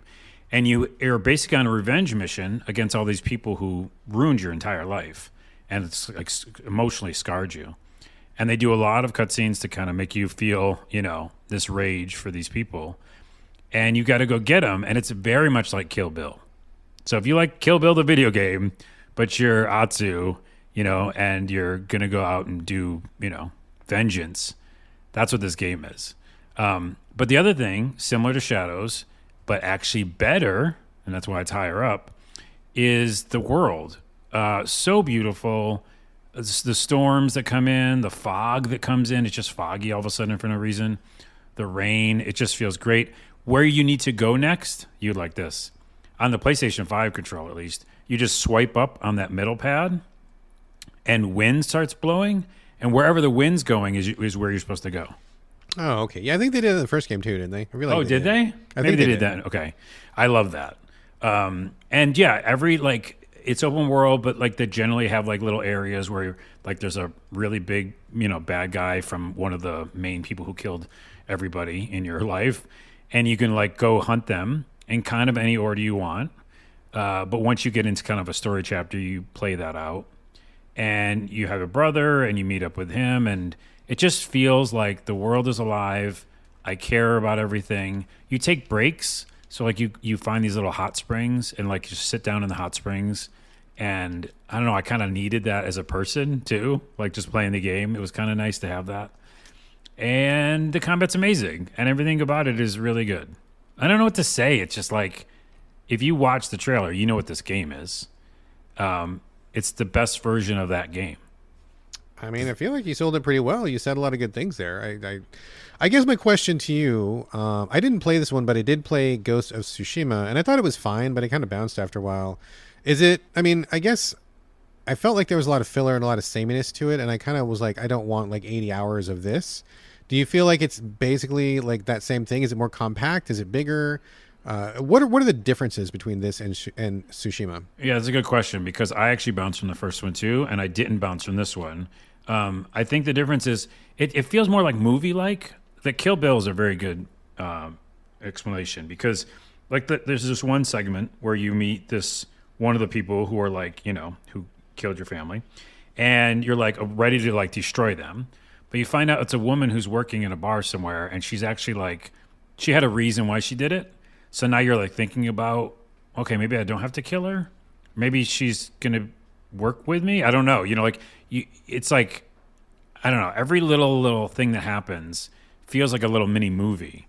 And in the first game, I just felt like everything was, like you said, just camps that I had to go get. Yeah. Like, oh yeah, this section, and then a big storyline. But like this is like little mini storylines in pockets. Okay. So if that makes it make more sense, like here's a samurai, here's like a little town that's having a problem. Almost I don't want to say GTA, but that's the vibe where like you're going these little pockets and you're doing things that leads to a story. So it just really feels like a bunch of little mini Kill Bill moments. Gotcha. And I think it's done excellent, man. It's number 2. Like it's great. Okay. All right. I wasn't intending to give it a shot, but you're kind of selling me on it a little bit. I don't know that I'm in the mood for something huge and open world, but if I am, maybe I will check this one out. All right. Yeah, you got to be in the mood. And the move sets you get and the things you learn are really cool. And the side missions are really fun in caves. Yeah, it's really great. All right, right up. Ghost of Yote, your number 2 of 2025. My number 2, Citizen Sleeper 2, Starward Vector. That's no surprise. Yeah, I went back and forth on this one, 2 and 3, for a while. I think that and I've talked about this game endlessly on the show. I don't need to really get into it, but I had a lot of technical problems on the PlayStation version, and that's really kind of what soured me on it a little bit. The first game was amazing. It was my game of the year when it came out, and I was really looking forward to this one. And then I hit all these technical issues on the PlayStation 5. That was a huge bummer. And so, like I say, and like on the show, the best time to play any game is 6 months after drop. I waited a long time to make sure that they patched it. Came back to it. I had a couple problems still, but super minor. But I was able to finish it. I got all the way through it this time, which I was really happy about, and I'm glad that I did. It was worth coming back to. I kind of hate that my experience was kind of soured by all those technical problems, but ultimately, it's a great story of another sleeper who's like a synthetic human being, kind of escaping from this corporation out on their own, and they're out in space, like in these different colonies in space and space stations, meeting people on ships and stuff, and you have these different characters you meet. You kind of assemble a family as you go, and you kind of just do these different quests, but there's also like a board game element. You roll the dice, and there's like all sorts of factors that go into the dice. So it's a great combination of visual novel and like board game mechanics, which I think works really beautifully. Art's amazing, music's amazing. The story is really captivating. I was very into everything that happened, really wanted to just maximize everything and do everything. And I feel like it really ended on a great note. So, it's a wonderful experience overall. And I can hear in my voice that I am not as excited about it as I feel like I should be. Yeah. But again, I think it was just a really rough year. I think ultimately it took me, I want to say 5 times to beat this game, which, as you know, Carlos, I don't give any fucking game 5 times. It's like one and done and you're out. So it shows how much I really wanted to invest in this one to get through it. But it was just a very hard road, technically speaking, to get there on the PlayStation. And I'm glad I got there, but and it was worth it. And still, obviously, my number 2, I love it. I just wish that, it had been smooth riding from the beginning and it would have been a different thing. But anyway, got there, worth it, really enjoyed it. It's great stuff. I definitely recommend Citizen Sleeper 1 and 2 for anybody who likes that kind of experience. It's definitely a wonderful thing to play. So, all right, makes sense. There you go. Number 2, nothing left to get to number 1. Best, favorite, top, most supreme, unequaled game of 2025. Carlos Rodela, what is your top pick? If you're looking at my list right now, which I am, the top 2, Yote and this one, are probably like, the biggest games, and I'd spent the most time in them probably. Okay. So you want to get? You want to guess? You can't guess. I have no idea. Literally no idea. It's an RPG. No, I don't know. No clue. Avowed. Avowed? Oh wow! Yeah. I never would have come. Yeah, I could have been guessing for half an hour. I never would have came up with that one. Okay, here's the thing. Obsidian. Okay, I'm already in Obsidian. Yes, Obsidian. And unlike some of the other games that they've made, won't be mentioned. So the first Salt is not even Salt. It's the kind of the gaming community at large had a problem with this game, and I understand. When we saw the early screenshots, this is more of a dark, gritty Skyrim looking game. Is this one where you get there's a plant scourge or plant disease or something like that? There's a lot of plants. Yes. Okay. The living lands. You're visiting the living lands. I want to make sure I'm thinking of the right thing here. Yeah. Okay. But the original, if you remember, the original screenshots were like dark, and it felt like first person, and it looked like Skyrim, and you're like, oh, Obsidian's doing Skyrim, that's gonna be fun. They change it halfway through or whenever they did. It's very colorful, it's very bright, and it's not the same art style at all. And that's just what they switched to.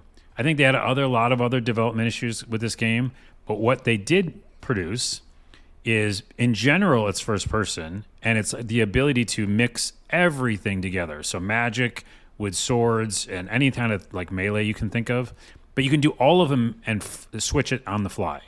So you can pull out your gun, shoot the gun, do a magic thing, and then just go to your sword and do two-handed, whatever.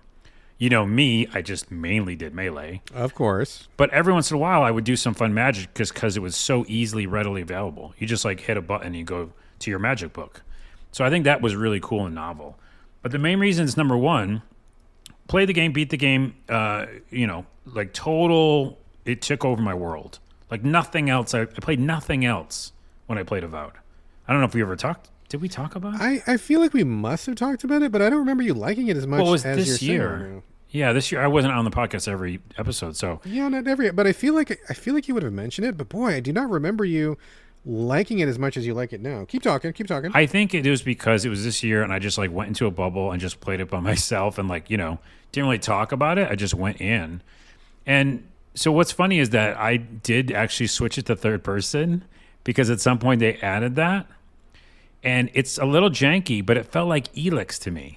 So here's a selling point to you, at least. Think janky kind of Elix combat, third person, but like what I just said, magic and melee. That's a pretty cool combo already. I mean, it does sound like a pretty good combo for sure. Right? So you're running around third person is how I played it. And it looks good and it's perfect for first person. But if you wanted to switch it, so I played most of the 75% of the game third person, doing melee, and then every once in a while do magic spells. And then I just didn't want to stop playing it because it's like all the worlds they built, all the monsters. It would do little mini quests, but it was very basic, almost back to your thing about 20 hours. It's like if there was a land, it didn't feel open. It felt like open zone, Gotcha. Yeah. And that was actually good in this case because I was like, oh, I'll go over there. What's the only cave I haven't seen yet? Oh, it's that one. I'll go get that one, right? And then there's a side story over there. So everything felt like attainable. And I was actually tied at some point to the main story as well. Like, what's going to happen? Then they do, like PC Gamer said this, Avowed didn't rewrite the RPG rulebook, but it still gave me some of the biggest gaming wow moments of the year. And I think that explains it well. Like, you're going along, having fun, which is great. But then you're like, what? And it like the whole world changes or something. Something really big thing happens. And you're like, whoa, this is a great game. And then it goes back to like an open zone. We're just having fun. You're not leveling, by the way, doesn't even matter that much in this game. Like upgrading your sword and all the other stuff you would do in RPGs. It's like having fun playing an RPG just for the sake of it. And I never felt like I was under leveled or I had to like do something or grind. You just did stuff. And that is like my biggest selling point. It's like, do you want to just go relax and have fun in a place? Well, that's what this game is. Yeah. And then every once in a while they go, well, you're gonna jump over there and do this crazy thing. Actually, the space time is broken. Like something big happens and you're like, whoa. And then the ending was so cool. I feel like I had agency, like you said earlier, about the ending. It's a fucking great game, dude. It's like really, really good. Wow. And I think people are sleeping on it. I agree. I mean, I remember it coming out and people just kind of being kind of lukewarm on it. I mean, maybe they did some work. Again, best time to play something 6 months after release, but like adding a third person and what you're describing, I mean, I didn't really hear anybody really wowed over it. And so it kind of just fell off my radar, even though I am a really big Obsidian fan. But like hearing you talk about it and with you choosing it as your number one, I'm like, okay, that seems like to me something I should probably go back to. I enough of my boxes are being checked that I think probably this is something that I might find some value in. So, okay, cool. Excellent. I love listening to people's top 10s because I pick up all these recommendations. And I mean, that's a really strong rec for sure. Yeah, I know. Like, I wish I had not played it. You know what I mean? Like, to play it again? Yeah, like this weekend, I could be like, ooh, I'm just going to cozy up with it. It's like a cozy little RPG experience. You don't have to worry about a lot of the RPG stuff you normally do. Oh, by the way, and the companions are fun. Like, some companions are really crazy. Like, weird and interesting. And I didn't different know you even had powers. companions in the game. Oh yeah, sorry, you do. And then you control a little bit about them, but you're mainly controlling your character. Oh. Yeah, yeah. Wow. What a game. That is a complete, utter surprise. I never in a million years would have guessed Avowed. I could have been guessing all day long, and I wouldn't have guessed that one. There So, we go. all right, excellent. And what's excellent. yours? Oh my goodness, it's Terminator. It's Terminator Judgment Day. It's no RoboCop. I mean, it's RoboCop. No, I gotta play that. Oh, somebody really mentioned good game. RoboCop, and I'm like, damn it, I keep forgetting RoboCop exists. I Can't need to believe go you play haven't that. played it. So Haven't good. even played it yet. I gotta mark that down. No, it's not my number one. My number one is The Alters. The Alters. I really like Oh The my Alters goodness! this year. You just gave me a present.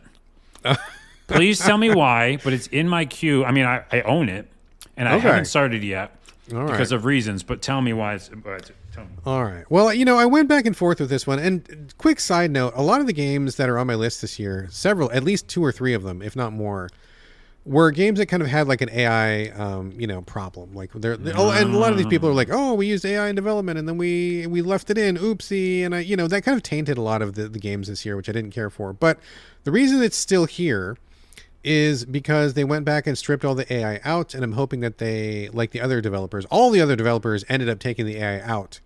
And that's why I gave them a pass. I mean, we got to give room in our life to let people correct their mistakes. We can't just, cancel people forever and ever for making a mistake. There's got to be redemption if they're after it. So, with that in mind, I added it back to my list. Although it was off my list for a while. Okay. But putting the AI thing aside, I think it's a really, really. I think you especially, Carlos, would get some value out of this. Now, I will say, so it's a lot of story. It's about a guy who goes to a planet in space. He crash lands and the ship gets fucked up. All his crewmates are dead. This is not a spoiler. This is like literally the first 30 seconds of the game. This is not a spoiler. It's the setup of the entire game. And he gets there and he's got to do shit to survive. And he cannot do the shit he needs with just himself. It's just way too much work for one person. So he clones himself. But it's not just a simple clone. It's the fact that the machine that makes the clones is some kind of this weird time spatial thing or whatever. And it chooses clones from his own timeline that are the choices he did not make in life. So, for example, earlier in his life, he's got this really shitty dad who's like really abusive and he beats up on his mom and stuff. And so he, in the normal timeline, I think he like puts up with it and just kind of like keeps his head down and eventually leaves home. But the first clone that he makes in that timeline, he decided to push back against his dad and he fought his dad and he became a much more assertive person. And so that led to a completely different like life. And so in the first case, when he kept his head down, he became an engineer. And in the second case, he became, I don't know, scientist or something. Right. And so like further on down that line, like he finds this woman and he decides like, I'm going to invest in this relationship. And that leads off to one way. And then if he decides to not invest in the relationship, it leads off another way and he becomes a different person through each branch. And so that's where these clones come from. They're not just a copy of him. They're a copy of him physically, but they are his other choices from life. And so he's often having these like really interesting discussions and these clashes with people where he's like, why are you like that? And like, what happened to you? And we're so different. And how did this happen? And what's going on? And why can't we get along? And sometimes you really do get along and sometimes you don't. And I think for me, especially, I mean, I turned 50 in February, so I'm like pretty close to the 50, right? And so looking back on my life, all the different choices I made, how I got here, the things that led me to where I'm at, that really resonated, Like, I mean, I don't know if it's just an old man thing, but maybe it would hit different if you were like 20 and hadn't lived a lot of life yet. But looking back on stuff, I mean, I often think about choices I've made and what I could have done differently. I'm not like I'm regretful or anything, but just you think about things. And that really resonated. I'm like seeing the choices and seeing how different things could have been and how he related to himself or didn't relate to himself. I thought was really great. So that part I thought was fascinating, and the cutscenes really well done.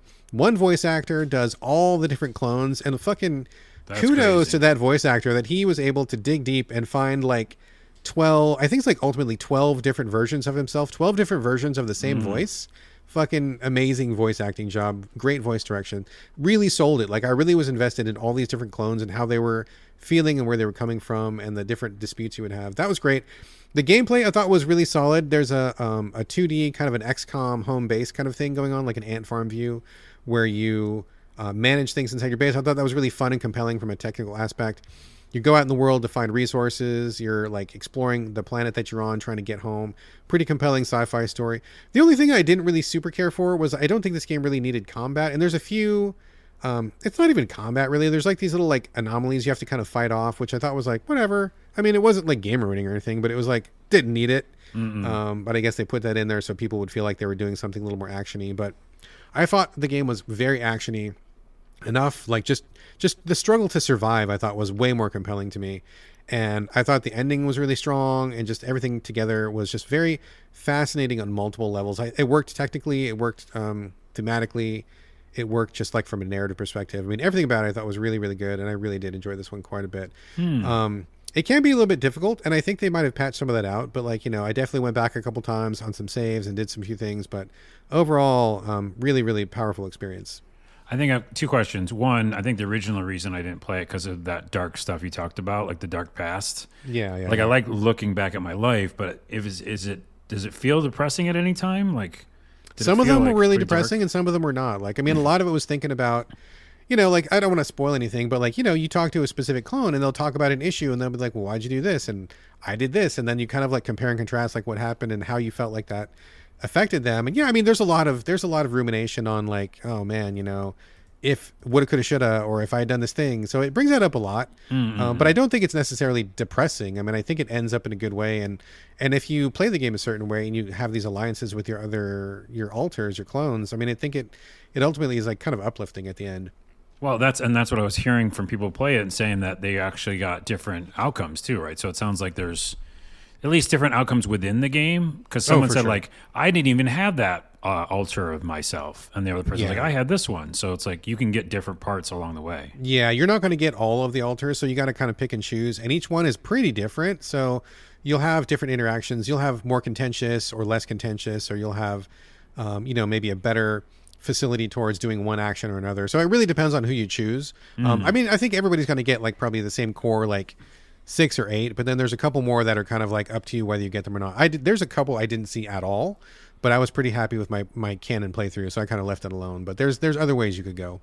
I guess I was just wondering about the gameplay too, because it seems like it's a strategy game, right? Like essentially. Yeah, it's like kind of a sim. So you're in the base, and so you're often like thinking about how much resources do we have, what do we need to build. So one example is like, let's say for example you're on this planet where the sun is very close to it, and so you've got to stay in the shade or else you're going to die because you're going to get cooked. And so you've got to get your base moving.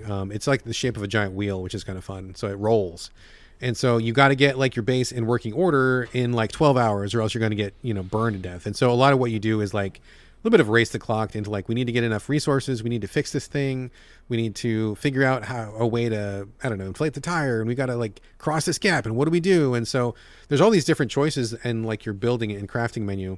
It's not a crafting game though. I don't want to give you that impression. It's not a crafting game. But like, so a lot of it is like a lot of time pressure about like, okay, we've got X resources, we've got X people, we've got X problem. How do we make all this work and to stay alive from zone to zone? So there is quite a bit of pressure. It reminds me a lot of like Frostpunk. If you played Frostpunk, the same kind of same people, same developers who did Frostpunk, and so if that time pressure of like, we've got a big problem, we got to solve it in like 9 hours, that really comes through a lot in this game. All right, I can see why it's your number one. I'm going to check it out.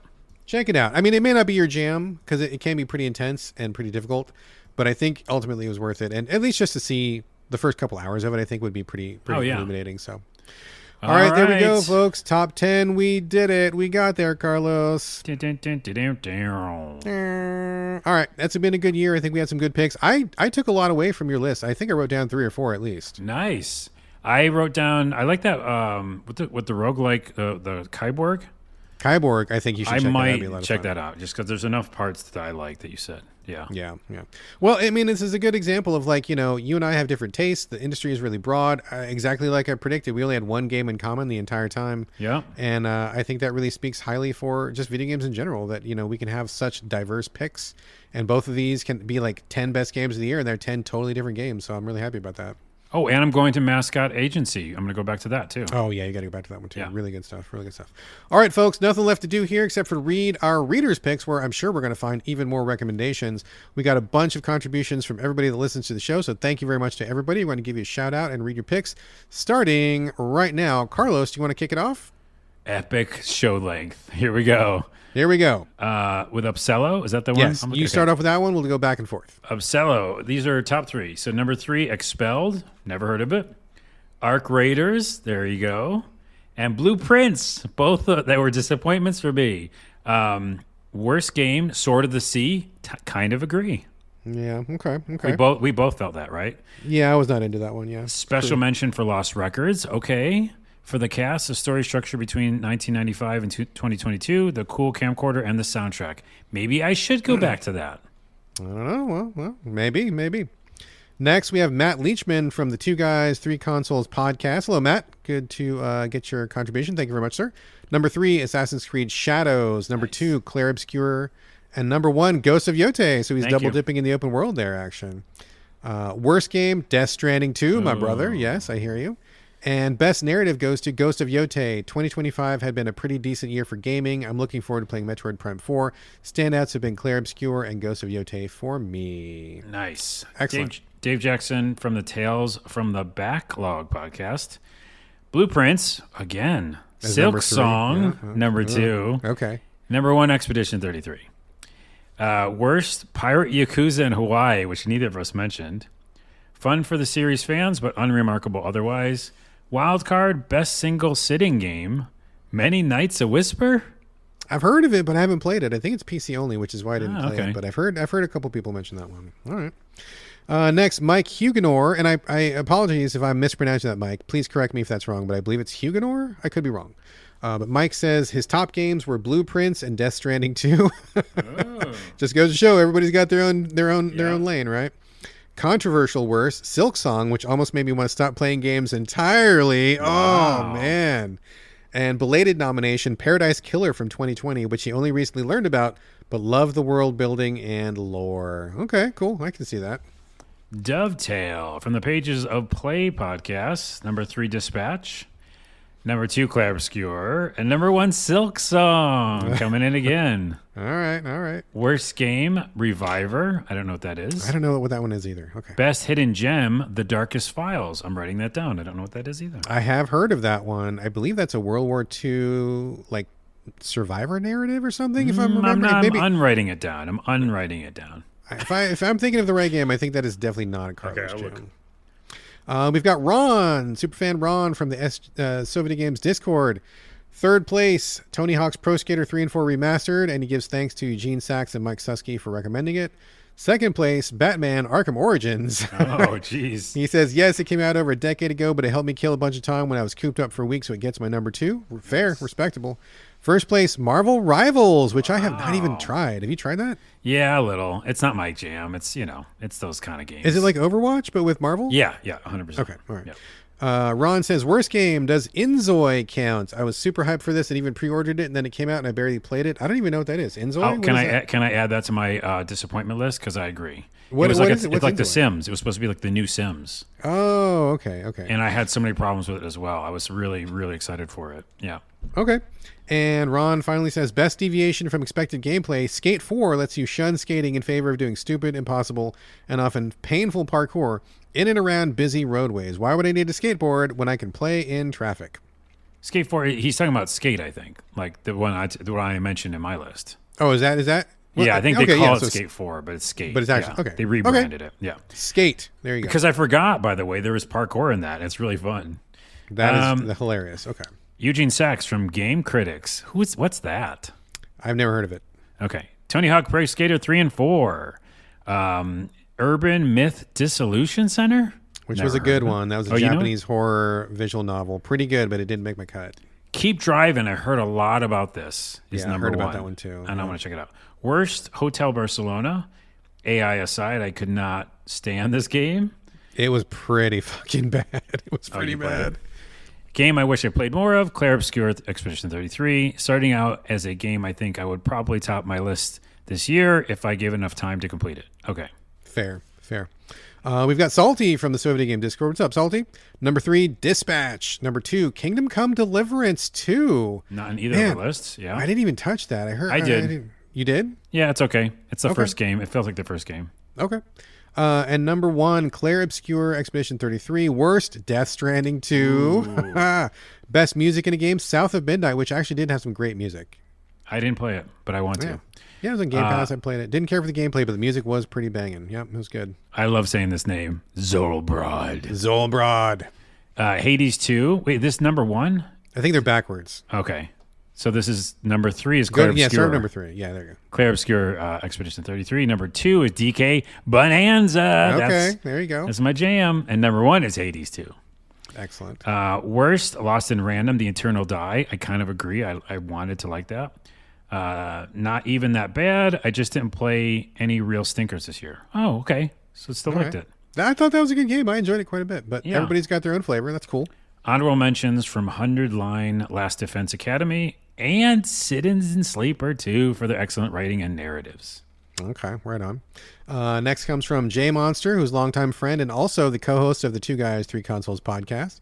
His number 3 is Mazakart World. And when he sent that in, I was like, what are you talking about? And I guess they call Mario Kart Mazakart up there for some reason in the UK. Oh, I don't know okay. why. Is that a thing? I don't know. But it was a funny discussion we had. Number 2, Monster Hunter Wilds, which I totally expected. That makes perfect sense since his name is Jay Monster. Number 1, Claire Obscure. Okay, we're seeing that one a lot. Best soundtrack, also Claire Obscure, which I fully agree with. Way to go. Up next. Yep. Full disclosure, I didn't finish any of mine, but here are the ones that made an impression on me. Dark Souls Remastered, Okay. Zelda Tears of the Kingdom, All right. Mini Metro, also not out this year, Which is legit, but which okay. is legit though. Description. Deception. What does deception mean? I don't know what this. Okay, so way to go. Hit me back and let me know. You said deception, and I don't know what that means. Does it mean that you were fooled by this game? Does it Maybe mean that disappointment. Maybe this is disappointment. maybe it's an autocorrect. That must be it. You think it's an Indiana autocorrect Jones mistake? and the Golden Circle, because I was kind of let down by that too. I was definitely disappointed by the game. So okay, it must be an autocorrect because it said deception, and I was like, kind of puzzled over that. But maybe you're right. Maybe it's supposed to be disappointment. A little autocorrect. That's what we'll guess. Okay. Karis, love Karis, frequent contributor to the Discord there, says top 3, number 3, Promise Mascot Agency, right on. Number 2, Farm Together 2, did not play that one. Number 1, Death Stranding 2, all right.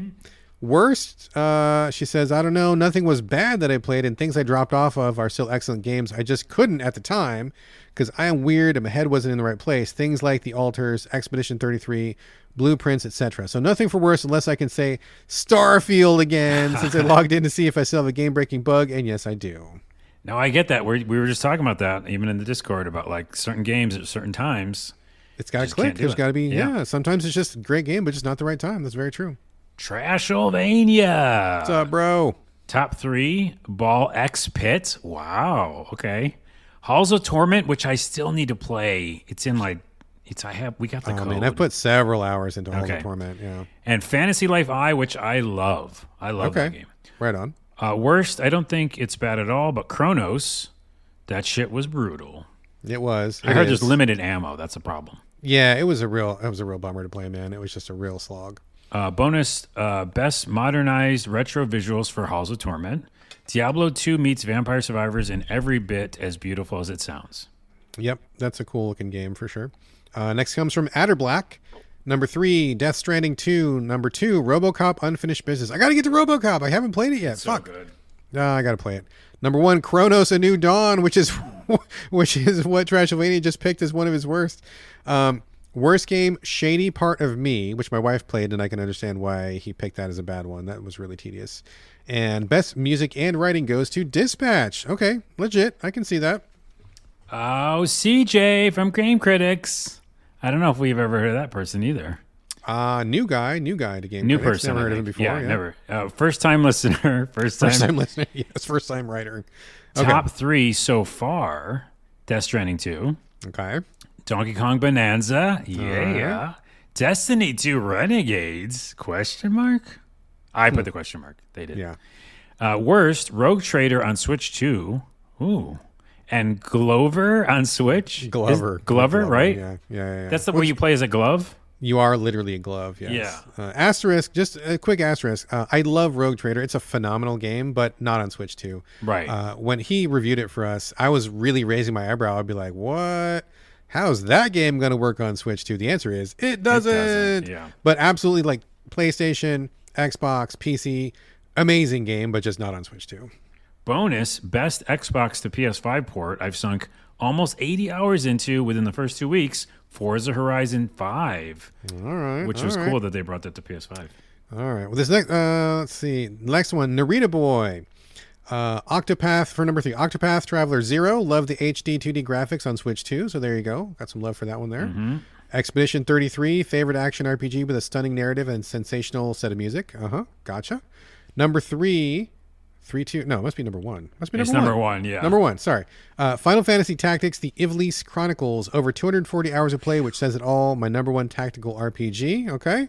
Bonus, best open world game, Herdling. A small indie, but love the visuals and vibes of this game. Running with the herd at high speed at the end of the game felt exhilarating. A masterpiece. All right. Never heard of it. Super fan. I always forget how to do the last Elio name. Elio Campitelli. Campitelli. That's it. 9 Souls, which is the game I never went back to.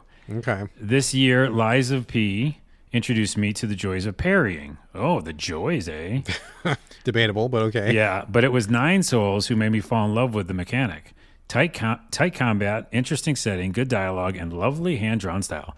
Almost every single boss fight got the right balance that makes it feel impossible at first, but by the time you beat it, you've mastered it and finish it almost without taking a single hit. Lady Ethereal is one of the best fights I've had this year. Okay. Anodyne 2, Return to Dust, also a game I never played but wanted to. I've got no nostalgia to either early 3D platforming nor 8-bit Zelda-type dungeons, but this game charmed me because it's surreal world and bizarre style. It's not a game for everyone because the gameplay can get a bit slow and boring at times, but it makes it up in the story, dialogue, and smart fourth wall breaking department. Okay. It's like a 2D real world thing, and then it turns into 3D. Yeah, it's cool. Okay. Oh, and then Drakengard 3? That's an old game, right? That's an old game, yeah. Yeah. Brad, in your original review a decade ago, you wrote that Drakengard 3 was terrible. Like all of it. In quotes, by the way. You called the story, quote, incomprehensible mess filled with, quote, unnecessary amount of profanity and vulgar sexual comments? You said that? I did say all that. And complained that the combat was simplistic and incredibly repetitive. Yep. You were spot on. The gameplay is boring. The protagonists are a bunch of horrible bastards, but the game pulls out an amazing magic trick. As the characters bitch and moan about the repetitive combat, they mirror your experience as you begin to sympathize and even care for them. I'm reading a novel over here. Yeah. The final ending is gorgeous, but also frustrating and hilarious slap in your face to the player. It's a piece of art, the kind of art that is not meant to be pleasant, but that makes you think and feel. That's epic. I mean, sounds like cool to get there, but oh man, pretty hard to get there. I remember that game very clearly, and I remember hating it with a Incomprehensible passion. mess. Yeah. Ugh. Why don't you read the disappointment? Because I'm tired now. All right. I read a Disappointment. chapter. Disappointment. Dragon Age: The Veilguard. Ugh. I can't honestly say that I was disappointed by Veilguard, since the fact that it was kind of a mess was not so much an open secret, but a fact etched by lasers on the face of the moon. But what I wasn't prepared for was how utterly frustrating it would be. There are a lot of good nuggets in there, betraying that competent writers were involved, but it was all smothered by a thick layer of corporate blandness and mismanagement. Like how it's got some of the absolute best lines surrounded by dialogue that feels generated by AI. Most of the characters were cool and interesting and had potential for great depth, but they got the most tepid interactions that sand off any interesting edges. Nothing in the game had any bite. As 2 morsels of uncomplicated praise, I love how they made Solus into a complex villain, and the game has the best hair I've ever seen in a video game. It does have good hair. Best And I hair. have to say something really quick because I did love this game and I beat it. And I know it was a broken mess and development hell. And he's right. Like, there's so many things that are like wrong with this game. But it's Dragon Age. I'm playing it. You know what I mean? Yeah. And so I still like beat this game. But all those things, yes. All right. And Elio's final contribution here, Wildcard. My award for the most Australian game I've played this year goes to Enchanted, Enchanted. This is one of the most fun, overlooked clones out there. Gameplay is just frenetic enough to be fun, but not so hard to be frustrating. But what won me over was the theming, as well as cooking steaks and mixing potions. You need to feed and wash wallabies and defend your food from the swooping magpies. All that to get back to the inn that was usurped by the very pale wizard called Colin Iser. So as you can imagine, is very indigenous and also very queer and very cute. So I guess if you know Australia, maybe that will resonate with you. I don't know anything about Australia, but I do appreciate the contributions. And thank you to everybody who has contributed. Really appreciated getting all those. Got a couple things marked down here. Carlos, This is a show. This I is think the we did show. it. How you doing? You live? You holding up? I'm just barely. I need food. But I I will need say food this. also. I'm starving. Asterisk, the last asterisk for real. I lied. Wuthering Waves. Okay. Okay. I've heard Guess of it. what? I've heard of it. It's something that I continue to play. They just put out an update. We're in 2025 still, and it's I'm obsessed with it again. I have a friend who plays it as well. It's an action RPG like a Genshin Impact. It's a gacha game. You don't have to go pull for the characters if you don't want to. You can just play the campaign. It's an open world. It's just relaxing and fun. I got to put it on some sort of list. People check it out. If you like a free game that's a gacha game, that's not like, I don't know, that doesn't feel like predatory, you know? It's like you can just go have fun with this game, and it's always fun to play. All right. Okay. There you go. We're Last done. game mentioned in the show, Wuthering Waves. All right, folks. Thank you so much for joining us on this epic presentation, and thank you for being with us for another year of So Video Games. Love to have you aboard. Love to have you as part of the community. Oh, man. What I would love for you to do also is to leave reviews, share the show on social media, and most important of all, please recommend this show to your friends because nothing beats good old word of mouth. And we want to get your questions, comments, and submissions like we did today. You can email me directly, sovideogamespodcast@gmail.com. Hit me up on social media, on Instagram or Blue Sky. It's my name, BRADGALLAWAY, all A's, no O's. Carlos, where can people find you on the, social medias these days? Yeah, we're relaunching the Glitch to the Ground channel right now, like as part of this. Like the tier list is up right now on my YouTube. So YouTube, Glitch to the Ground, Glitch through the Ground. And then same thing on Twitch, Glitch to the Ground. Going to start streaming a little bit. And on TikTok, Glitch to the Ground. Excellent. Speaking of glitches, we're not going to talk about it now, but we got to talk about Echoes of the End because I played it. I picked it back up because you recommended it, and I have some things to discuss with you. We're not going to do it now, but asterisk that for future episode. Double asterisk puzzles is all I got to say. Puzzles. Yes, puzzles, motherfucker. Okay, fucking puzzles. Anyway, folks, you can also reach me in the So Video Games Discord. As you've heard, we had several Discord participants here on the show. Their contributions. Would love to get you on board. Discord is free of charge for us here at So Video Games. Just drop me a line, and I'll get you into that, and we can continue the conversation. And would love to get you on board to chit chat and do whatever. Let's make some friends. All right, folks, that's going to do it for episode 468, the Game of the Year episode. Thank you again for joining Carlos and I here on the So Video Games podcast, and I'll see you next year. And I'll see you next year on the Glitch to the Ground channel. Come check me out, y'all. Oh, I'm tired. Oh, my goodness gracious.